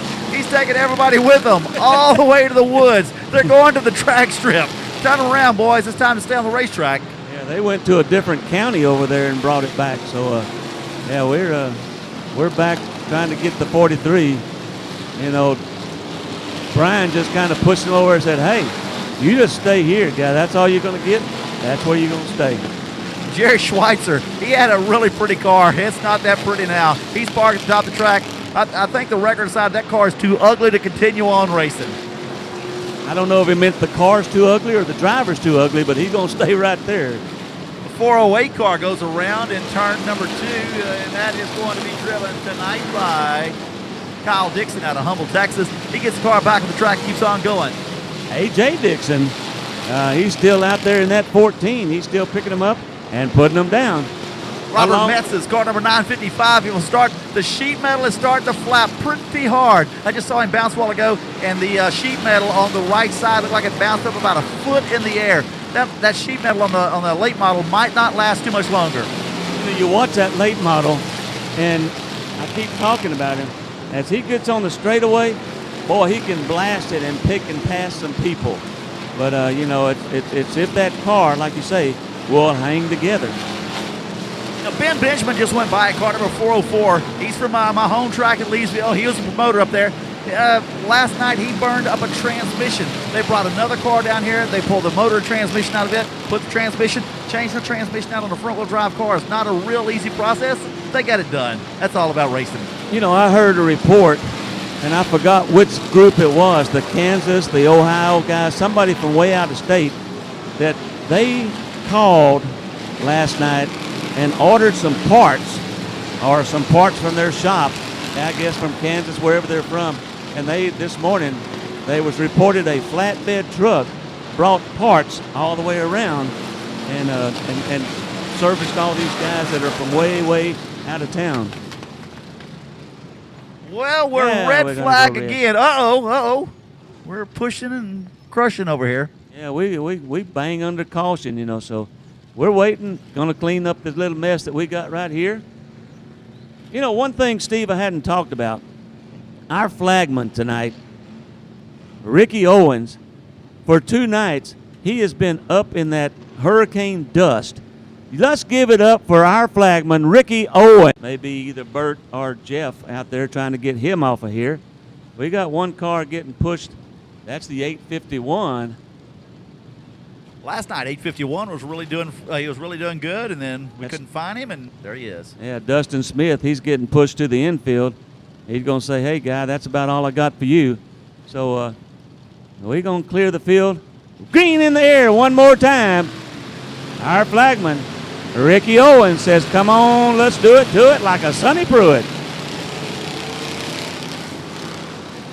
Car number 67, not one to fire up here. That is going to be driven tonight by David Richards out of David City, Nebraska. The Charger chassis, waiting on him to get going. Here comes your wrecker to the rescue.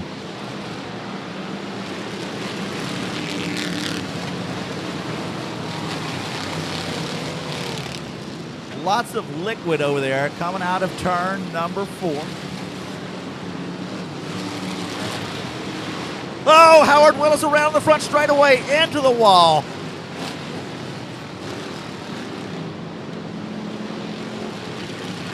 Got some vents on that. Now, we don't know if he was all by himself or had a little help. Boy, Cecil McCrary taking that old tow mater, taking him through about 5 cars over there and got it still going.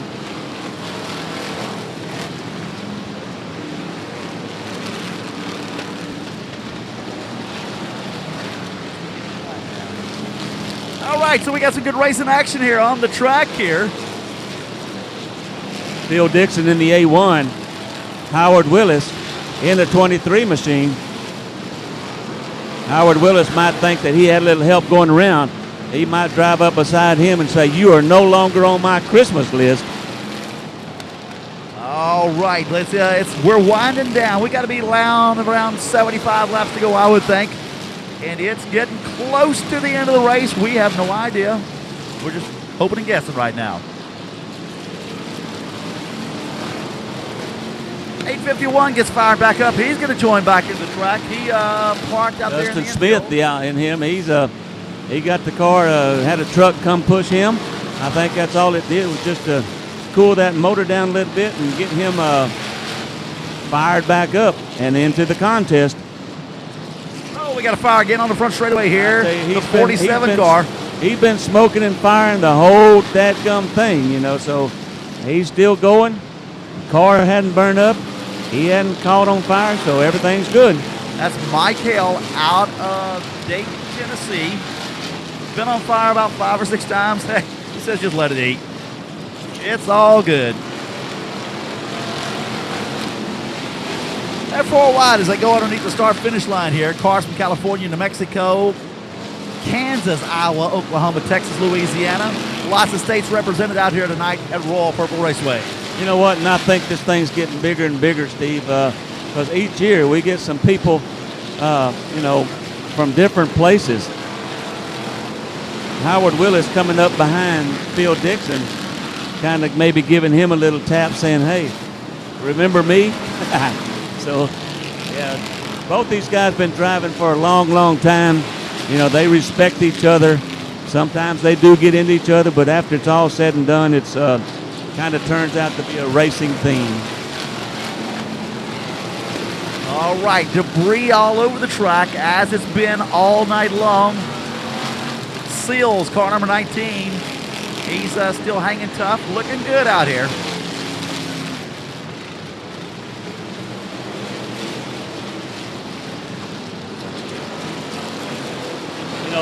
Almost everywhere you look, coming out of each turn, they're 3 and 4 and even 5 wide.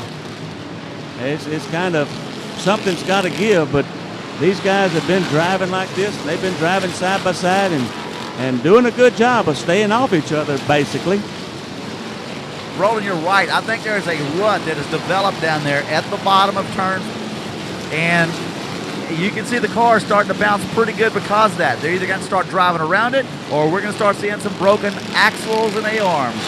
Here comes David Leger Jr. in the 191, flying back out as he gets back into the contest. Well, the number 400 coming across right here almost got into the back. That might have been, well, I don't see the 400, so never mind. Seals all the way to the bottom of the track. He tries to get around, makes it 5 wide through turns number 1 and 2.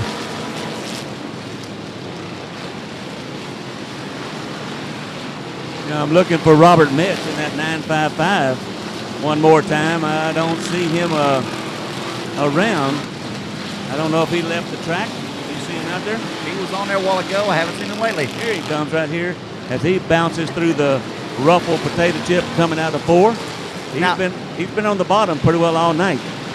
He told me that car is actually ready to go back racing the super late models. I mean, you might want to put a fresh set of tires, but it's hard to believe that you'd put that car out here to run these guys.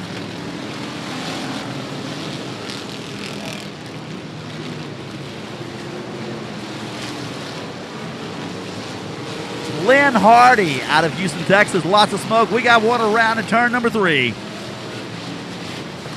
Whoa, Phil Dixon almost got into him as he does a good job of bobbing and weaving and getting past him. Mike Johnson following him behind him. And Howard Willis as we go red, red, red. You got one in no man's land. You're going to throw a red. Get him out of harm's way. You know, these guys that are out here driving, they almost beg for a red.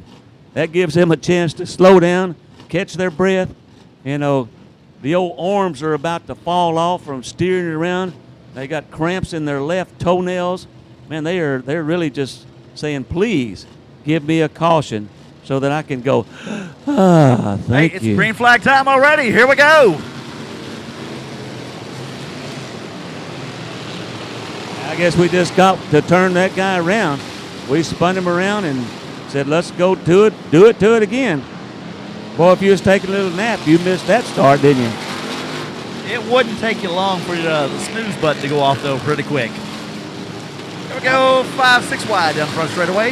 Yeah, I think these guys, after tonight, I think that they're going to get in their pits, get in their beds, and they might not wake up until tomorrow afternoon. You never know. I saw a couple of cars tonight out here. They had taken a spray foam and spray foam all over the bottom of the seat. Anything they could to just get a little bit more cushion to the bottom of their seats.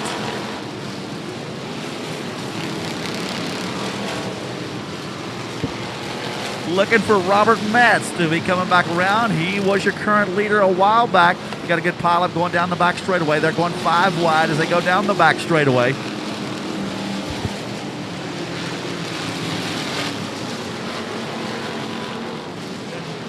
Jerry Kaufman, car number 30. Haven't seen him out there in a while. He was one of your leaders from last night. Had a car parked on top of him.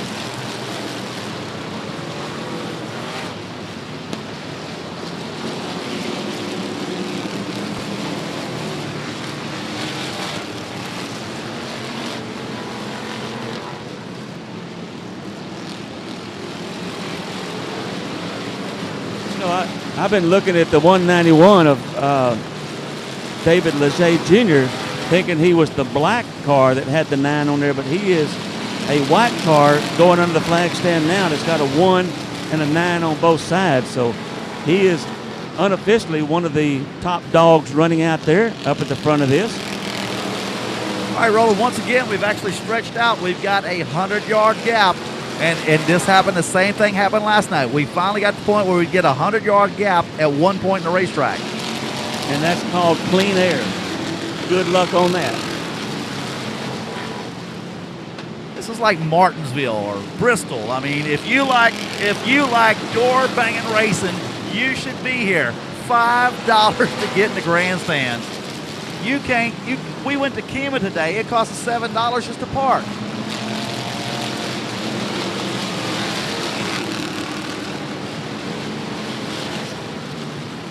You know, it's kind of funny to watch these cars. You get you get somebody. Howard Willis is one of the good. Phil Dixon also. A lot of people get on the bottom of the track and they stay there.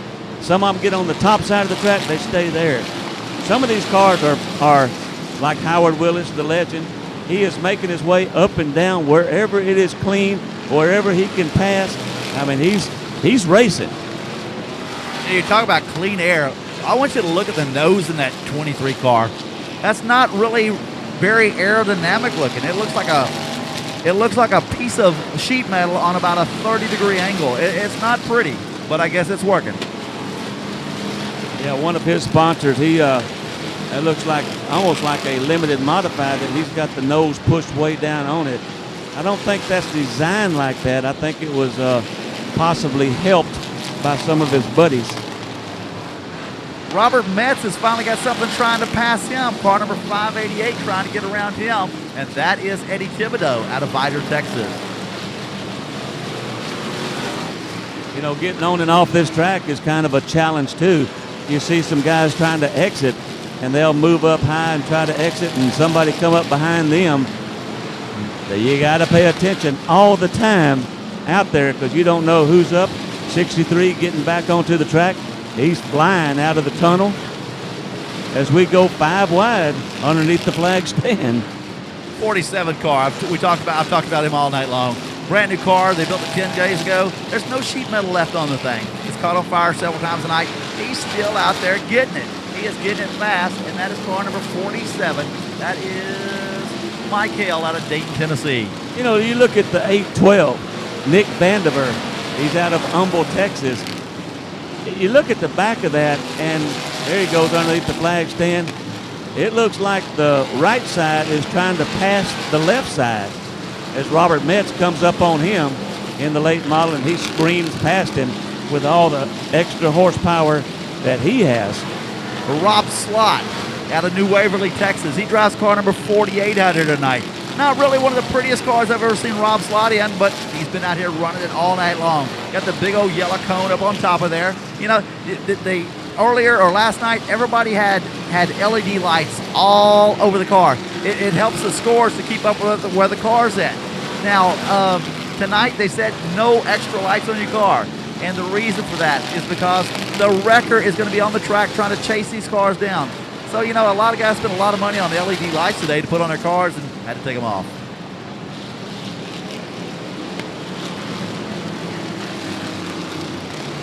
There goes the number 9 that I thought was David Leger Jr., but that is Todd Manchester out of Pflugerville, Texas, as he brings that plain number 9 back on the track. All right, once again, the field is starting to scatter out. At one point, we've got about a 50-yard gap, and then the other points, it's bumper to bumper, door handle to door handle. You know, I think we're getting a little bit closer. Brad Dixon is down there. He's looking with the scores. He's looking over some eyes and seeing exactly where these guys are. The 143 gets some help. He gets pushed into the infield. That's Sean Burnett out of Centerville, Texas. Fires the car back up. He's going to join back in over here in turn number 3. You know, Robert Metz, we're talking about him. He's up at the front of this pack. He's got to be up there somewhere because he is passing people. Everybody else just kind of riding around.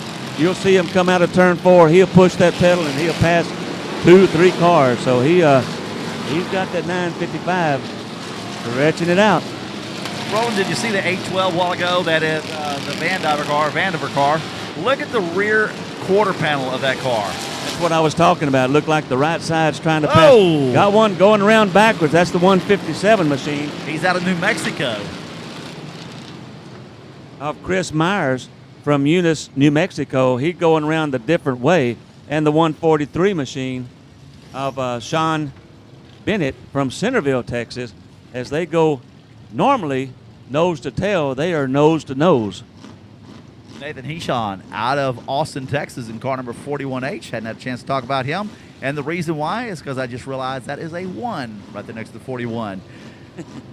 Yeah, these cars, you know, they pick their numbers and, you know, like they got number 17 and he's already taken Well, they'll put 117, and then they'll put 711, and then they'll make it to where, their numbers that you're used to seeing, they change them all up. Now that's not bad for tonight because the scorers, they know their car. But my wife, she works in the scoring tower where I work at on Saturday nights at Leesville, and these guys, they'll put these little bitty tiny numbers on there, and they expect you to be able to score the car. It's impossible. Look at the number 9 car right here in front of us. See how easy that is to see? Just black car, white number. Even the 147, look how easy that is to read. Then you got crazy numbers. Like the 851. You can see the 8 is about 7 foot tall, and the 51 is about 3 inches. So, trying to pick that out, yeah, it's crazy. 30 minutes last night for 851. They said he was a little lead. He's like, I don't even see a 851 out here. The tow mater, Cecil McCrary, normally the 00. Well, I guess the 00 was already taken, but could he become the 001? So he's still out there fighting. As we go green flag in the air one more time. 141H having a little problem getting going. He is going now.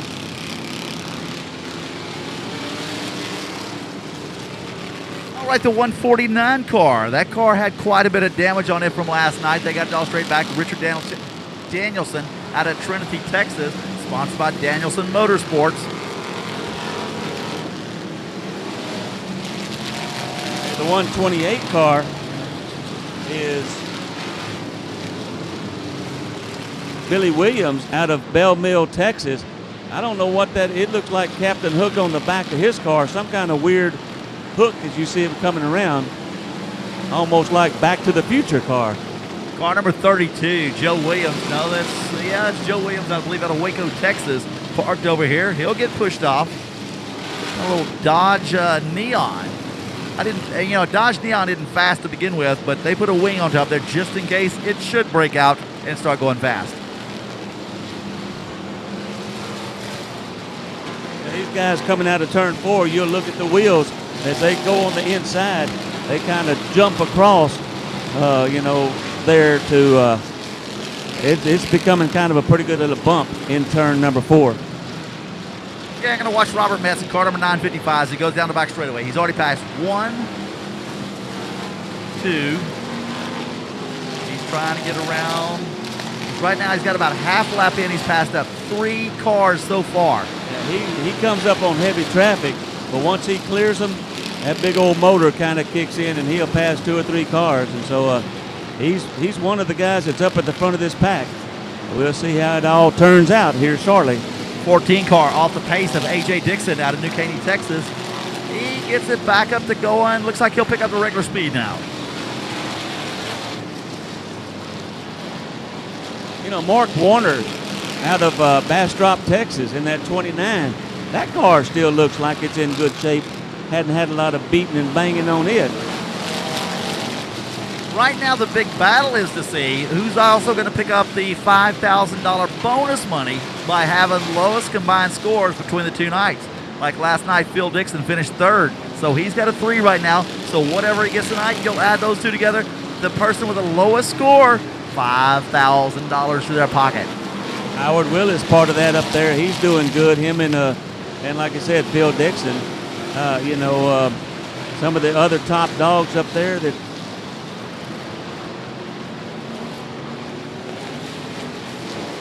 Trying to check if Robert Metz, didn't look like he finished up in the top 47. Randy Seals out of Huffman, Texas, car number 19. Steadily running out there. Not getting that car tore up, and that's the beauty of this whole entire race. Stay out of wrecks. Stay out of wrecks. Stay out of wrecks. Scott Stewart, he won here last year in the 74 machine. He ran 4th last night. If he's still out there, he's got a chance to win that double money. As he gets, he's running steady. I do not see the 74 as we speak. Stephen Morrow, car number 117 out of Batesville, Arkansas, back out on the track and back to the pits. Just saw him come back out here.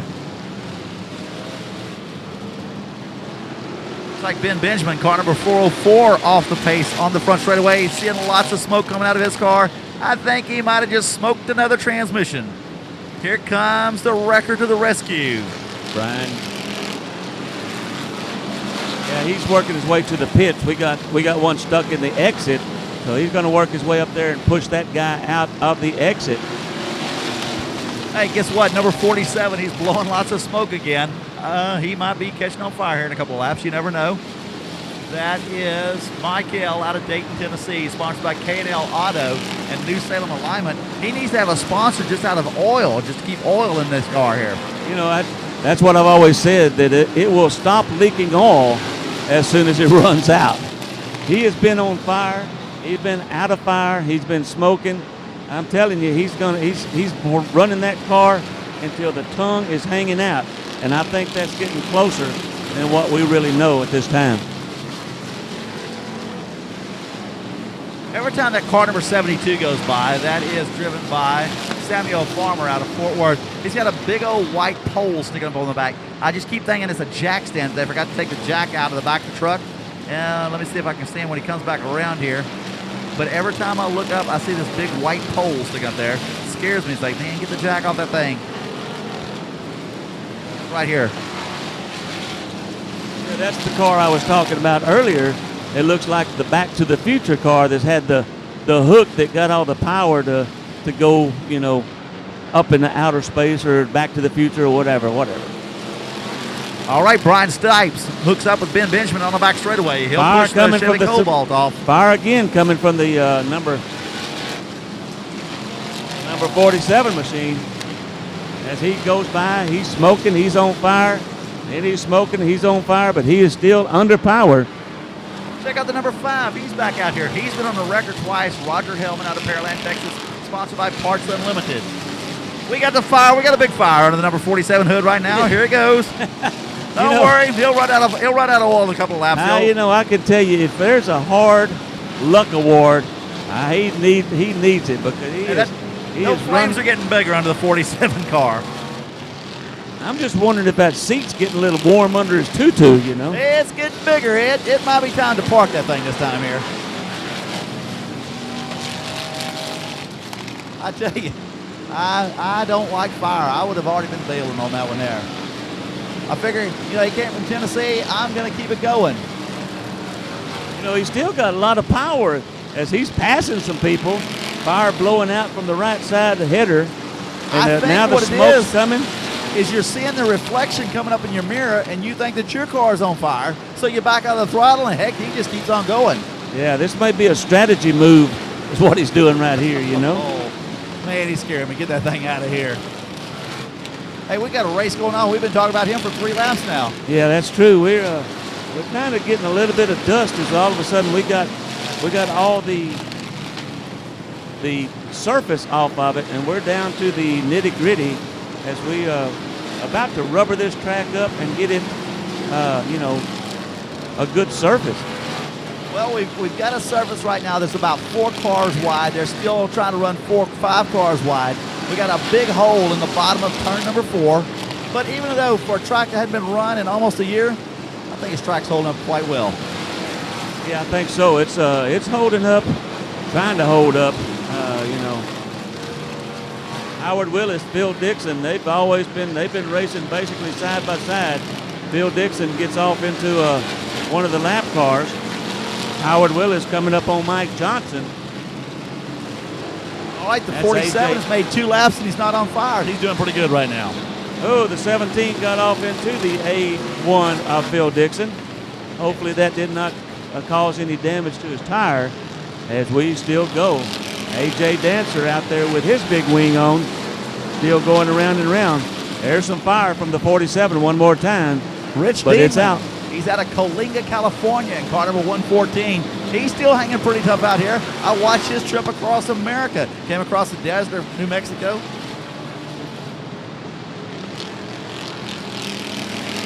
All right, looks like we're down to 50 to go. 50 to go. 50 more laps. Man, pick out who you like and Rudy toot them on. We're getting down to the nitty-gritty right here. I'm seeing Team Blaylock. They are getting up. They're clapping, Roland. They are clapping over here and turn at the end of the straightaway. You know, the Blaylock team, Gary Blaylock is the dad, and he used to race the Destruction Derby. He used to put on Destruction Derbies, and now he's into old school hot rods and things like that. So, but his son's still out here doing some of the racing stuff. Turn 4 is beaten out bad. Man, they are coming to there. The cars are off the ground now. Jacob Horse in the 73 almost flipped the cone off the top of his car as he went through the washboard. Oh, car number 157 around with a 12 car. 157 out of New Mexico. That is going to be driven by Sam Hodges out of Eunice, New Mexico. Devin Smith in the number 92, Brennan, Iowa, driving for Brian tonight. He's still out there. He's still making laps. He still probably could be up in some of the top 10 possibly. We don't know. We're guessing. Look at this down the back straightaway. We got the A1 of Phil Dixon. We've got Seals in the 19 car, and we got Howard Willis, and they're all within about 50 to 60 foot of one another right now. Robert Metz still, I don't know if he's still out there. Let's see. Yeah, he's coming out of turn number 4 as he's got the 955 machine still running. Car number 214, he looks like he's a little bit off the pace. That is going to be driven tonight by Justin Bear Hood out of Jacksonville, Texas. Slowing down, but he'll get him back up and going. Whoa, the 143 comes on, almost wads everybody up. That's the 143 machine of Sean Burnett from Centerville, Texas. AJ Dancer, car number 52, as he came out of turn number 4, he had, I think, all 4 wheels off the ground. The entertainment center right now is coming out of turn number 4. You want to go as low as you can because you're going to get past, but you got to come through those holes pretty good. You know, I'm watching some of these other guys. Mike Johnson's. Like I said, Phil Dixon, Howard Willis. They all run where the car runs the best. But a lot of times you see them and they're a little bit higher up in the groove. Phil Dixon, you see him up high coming across here. They're actually running through the grass in the infield trying to avoid the hole as they come off of turn 4. I tell you, they got a car there, a tire that could be coming to a fact if they get too far down.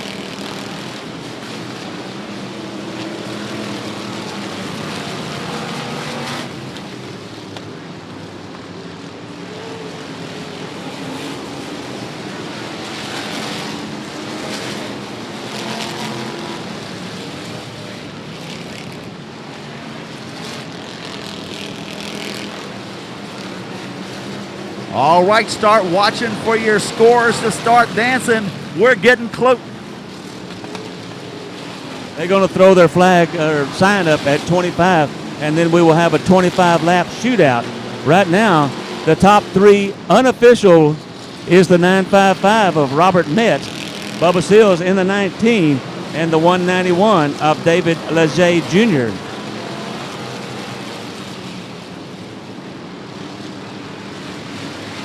All right, car number 26, he's off the pace down at the very bottom of the track. That is going to be driven tonight by Jason Lewis out of Saudi Daisy, Tennessee. He'll try to pick the pace back up, trying to work his way up to the top of the track.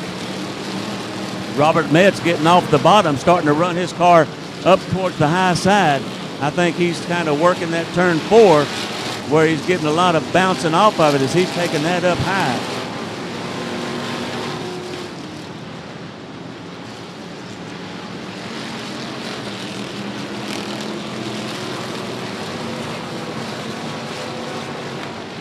The 199 right here, 191 of David Leger Jr.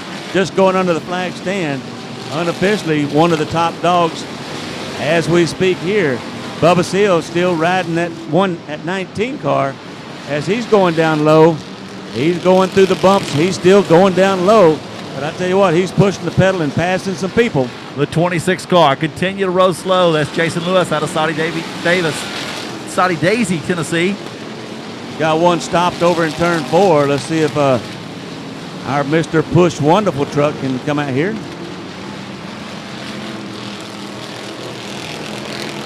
Jason Bradshaw out of Piedmont, Oklahoma. I think that's him stopped over here. Yep, that's him stopped. Coming out of turn number 2, trying to get it back to rolling. I'm rolling. He's trying to get it rolling, trying to get it off the track. That's the 555 machine. He's been on and off of Darren Holden from Vidor, Texas. As he comes to a standstill, here comes Brian. Brian in the push truck, going to do a little pushy. I want to know who is scoring Brian in the push truck, because Brian has got just as many laps as a lot of these cars out here tonight. I think so. That's the 588. Eddie Thibodeau from Vidor, Texas. There you go. Leave it to a Thibodeau to park in the wrong spot. All he needed was a push. He got it started. He's back running. Brian picking up laps as he's probably gone 200 or 300 laps himself. Right now, we've got some of your Texas guys in the top 3 looking good. We're looking for some signs, Steve. One's going to go up the 277 to 23. That's Howard Willis.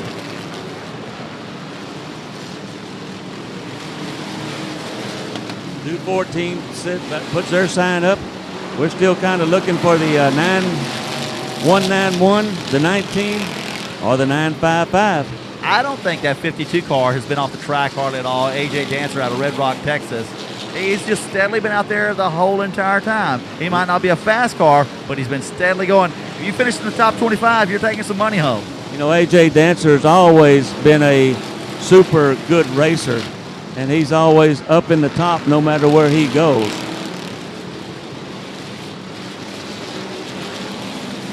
All right, so the got a little bit of debris over here coming out of turn number 2. There's been debris all over the track all night long. Yeah, AJ is from Red Rock, Texas, wherever that is. Probably by Blue Rock or White Rock, somewhere, you know. So. I want you to watch Robert Metz as he comes out of turn number 4. The sheet metal on this thing is bouncing sometimes as much as a foot in the air. There can't be nothing holding it on. We got the 143 stopped on the back straightaway. John Burnett out of Centerville, Texas, stopped on the back straightaway. Here comes the wrecker to the rescue. You know, I think I'm going to pick Bubba Seals as being the overall. Oh, there goes A1. Dixon going around in circles, getting it back on the track. We stay green with him. But I was going to say, I think I'm going to go with Bubba Seals as being the overall winner for both nights, as he has got that 19 machine. Boy, you saw that spindle and all that he broke off last night. You never would have thought he'd have been racing, but they was out working on it early this morning, and he's back on the track. We're going red. All right. Hopefully the wrecker didn't break, because who is going to go rescue the wrecker if the wrecker broke? Oh, the 143 looks like he is wedged onto the back straightaway to the walk. That's how they make chicken McNuggets. They take chickens and they shoot them about 45 miles an hour at one another, and they just, come all together. Well, that's exactly what happened with the 143 right now on the back straightaway. He has become one with the wall. That is Sean Burnett out of Centerville, Texas. He could have some silver duct tape, and the silver duct tape turned inside out, and he's now stuck or Velcroed to the back wall. So who knows? We'll see. Where are we at right now for the top 3, it looks like? Well, we're kind of looking for 25 to go. We're coming up pretty close to 25 to go. And unofficially, do not shoot me, Robert Metz in the 955. But only one website can bring you all the Texas racing action. RaceOnTexas.com is your home for live broadcasts, news, videos, interviews, and more. This is RaceOnTexas.com.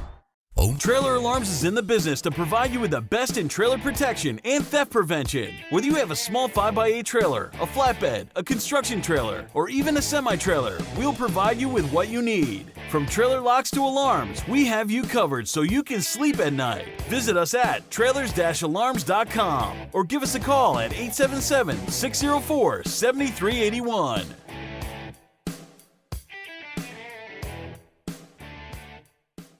Fast One is your ultimate speed shop. We have all your performance needs covered from street, strip, to oval track. Get your nitrous, fuel, and parts from the experts at Fast One. Fast One is located in Crosby, Texas. Phil Dixon and his friendly staff can get what you need to go fast or get back on the track. Call Fast One today at 281-324-5000.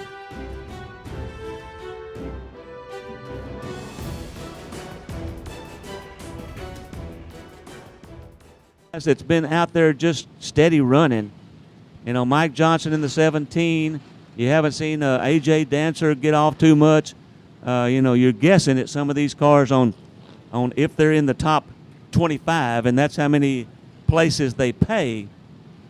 So, you know, this has been a fun time. If It's I gave been a points, fun, crazy time. if I gave points just for the beauty, I'd have to go with AJ Dancer. That Green, number green, 52 car. green. One more time in the word.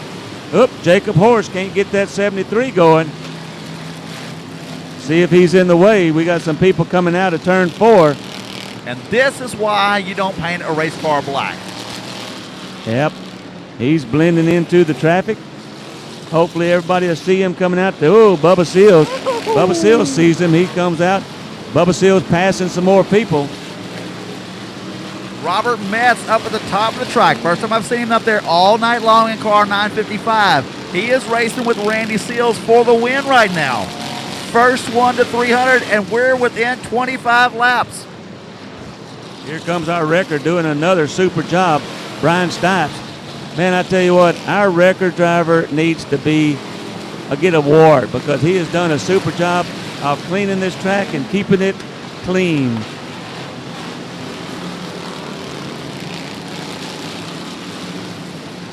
Okay, so now here's the bad thing. The guys that are actually leading the race, they don't have a clue. Last night, the guy that won the race, he wasn't even sure he had won the race.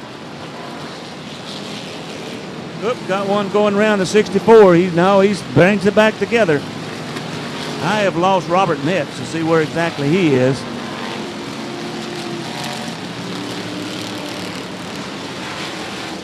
Looking for Robert Metz. Where are I'm you at? seeing Bubba Seals. Bubba Seals is still out here. Here he is, here he is. He's on the high side going into turn number. If they're on the same lap, it's tough to know is Bubba's ahead of him or Robert's ahead of him. So Both of them are at opposite ends of the racetrack right now. So take your pick. I would say that Metz is unofficially, my guess is he's probably leading and Bubba Seals trying to reel him in. Now here comes Phil Dixon back to the track. Now here's the deal right now.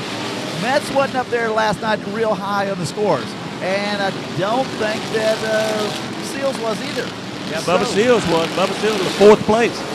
So Bubba couldn't win by a whole lot. No, he was in 5th place. There's a good chance Seals could be going home with a really big paycheck I'm tonight. picking Randy Seals as the big winner of this weekend. Well, we're putting them down. We're getting down to the nitty gritty. Next time we see the 191, the 955, or the 19, that could be your winner, especially if they get up and do the T-Berry Shuffle. Everybody's trying to get those last-minute laps right now, trying to get everything you in.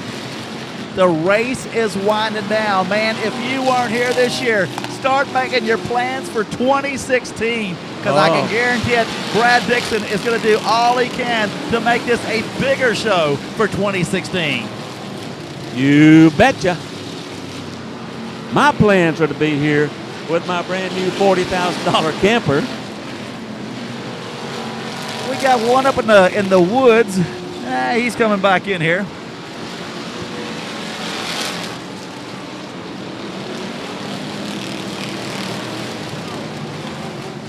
The 277 of Michael Marshak out of Fort Worth, Texas, with a flat right front tire. He's trying to get off the track.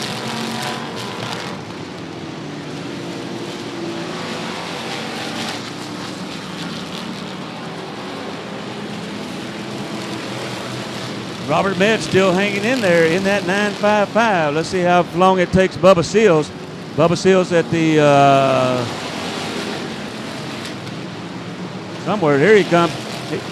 Yeah, Bubba's all tied up in some lap traffic here, and he can't get through to catch up with him. So Now, Robert Metz has also stepped up. Now, he has been at the bottom of the track all night long. He's getting up there in the nasty traffic. This might not be good for him. That's true. I mean, lap traffic is always a factor in any race. Oh, these crossways on the back straightaway.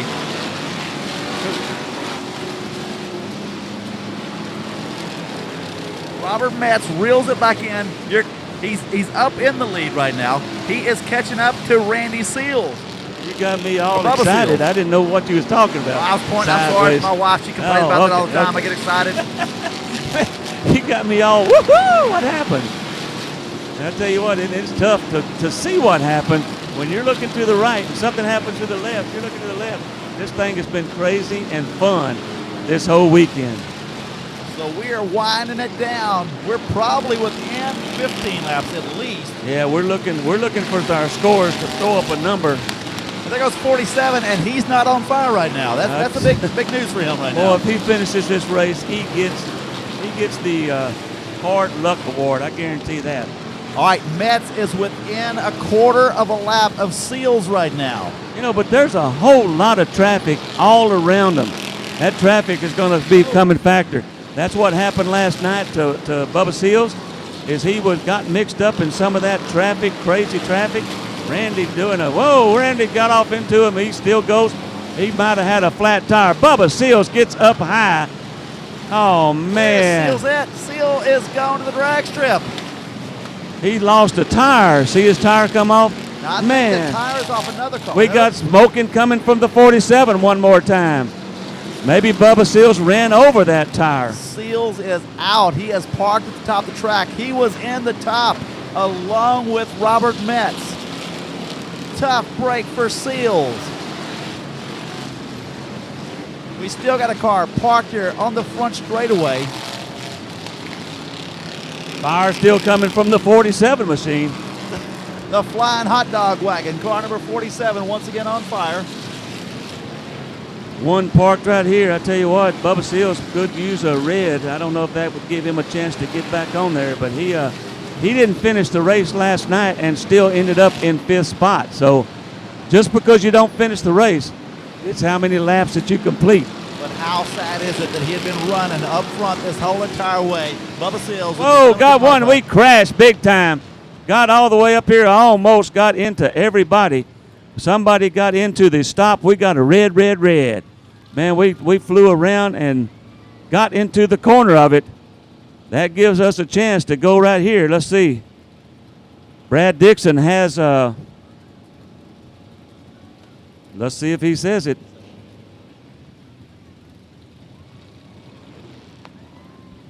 Well, I'll tell you what, Robert Metz right now is your current leader. The heartbreak of the night, Bubba Seals, car number 19, going down the front straightaway. He got involved, and it looked like tore up some front-end parts. His got the number 19 car parked up in the top of turn number 2. Brad Dixon down there, he's trying to see. He's got one in his hand.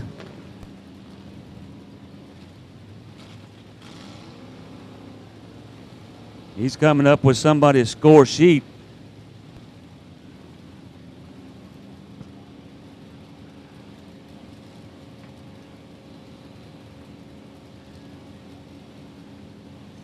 I tell you, we had one dead in the water going into turn number 1, Steve, and a lot of cars missing it. A lot of cars was going around, and so, you know, man, he hit him hard.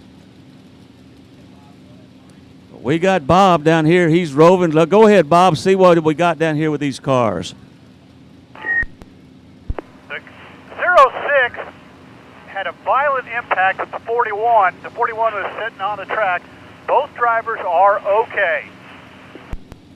All right. That's good news that both drivers are okay.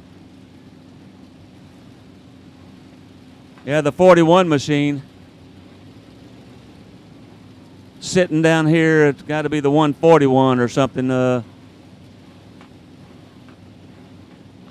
Nathan Hilson from Austin, Texas, I think who that might be. And he is was in the middle of the road, could not go, and we tattooed him, and red is out. That's Susie Corsi in car number 06 getting pulled off the track.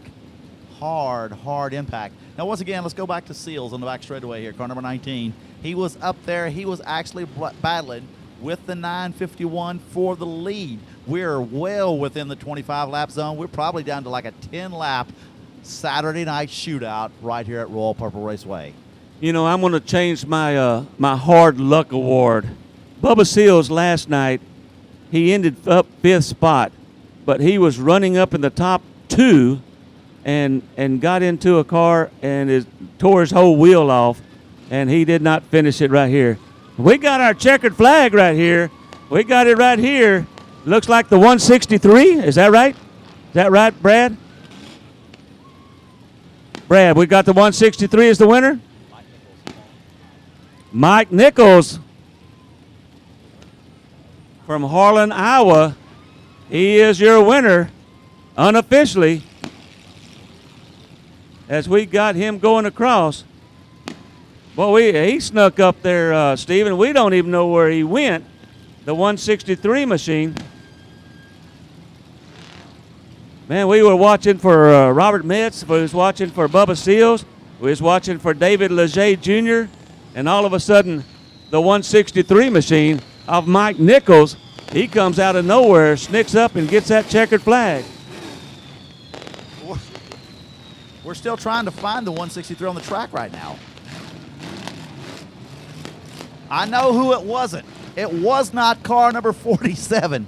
That poor guy has had the hard luck all night long. That is Michael out of Dayton, Tennessee. Hey, Roland, we're going to check out him. Man, you bet.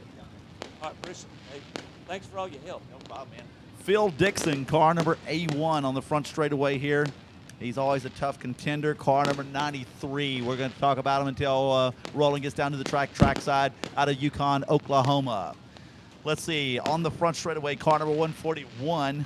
Let's see. I'm going to try to catch everybody I can catch real quick. Nathan Heinsohn out of Austin, Texas. He's the one that broke on the front straightaway. Then over here, the 29W car. That is Mark Warren out of Bastrop, Texas. The 421 car tonight has been driven by Joey Heineman out of Corpus Christi, Texas, sponsored by Ace Auto and Machine and Transmissions. Coming to the front straightaway, car number 84. That has been driven tonight, the entire night, by Randall Page out of Pearland, Texas.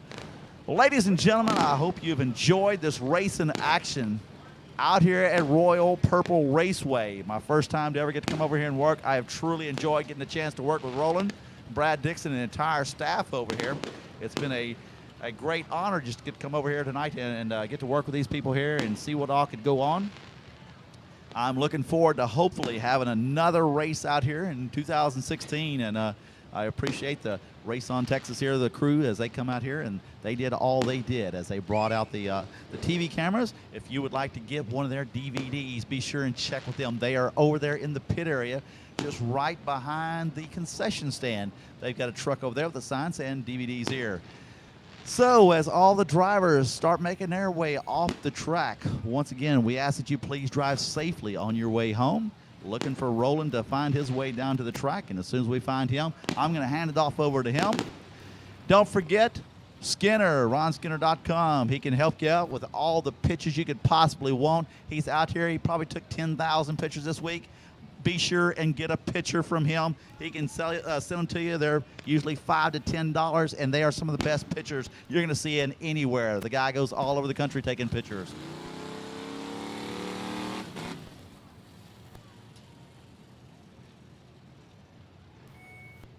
Now, hopefully, we're going to get the 163 car back here to the front straightaway here.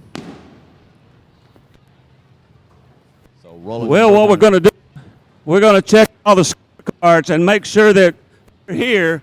What we will do is do the award ceremony over in the pits by the bandstand.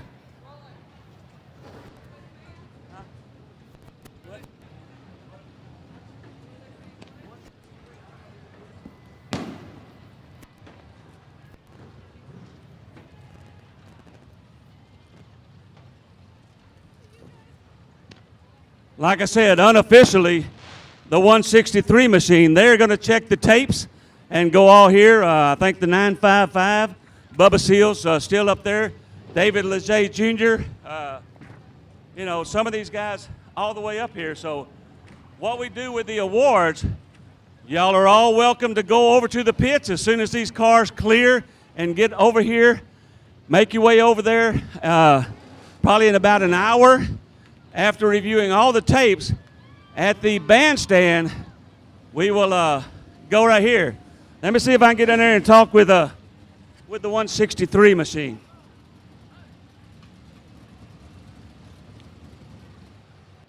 All right, guys, thank you all for joining us live. We are going to check the scorecards on all the finishers unofficially. We have the 163. We'll be checking the scorecards. Check our Facebook page for everyone that's following online at raceontexas.com. We will update results. But that'll be the end of our live broadcast. Everyone that's still here, meet us in the pits and let's have a great time partying. And everyone online, thank you for joining, and we'll see you guys soon. Be looking for official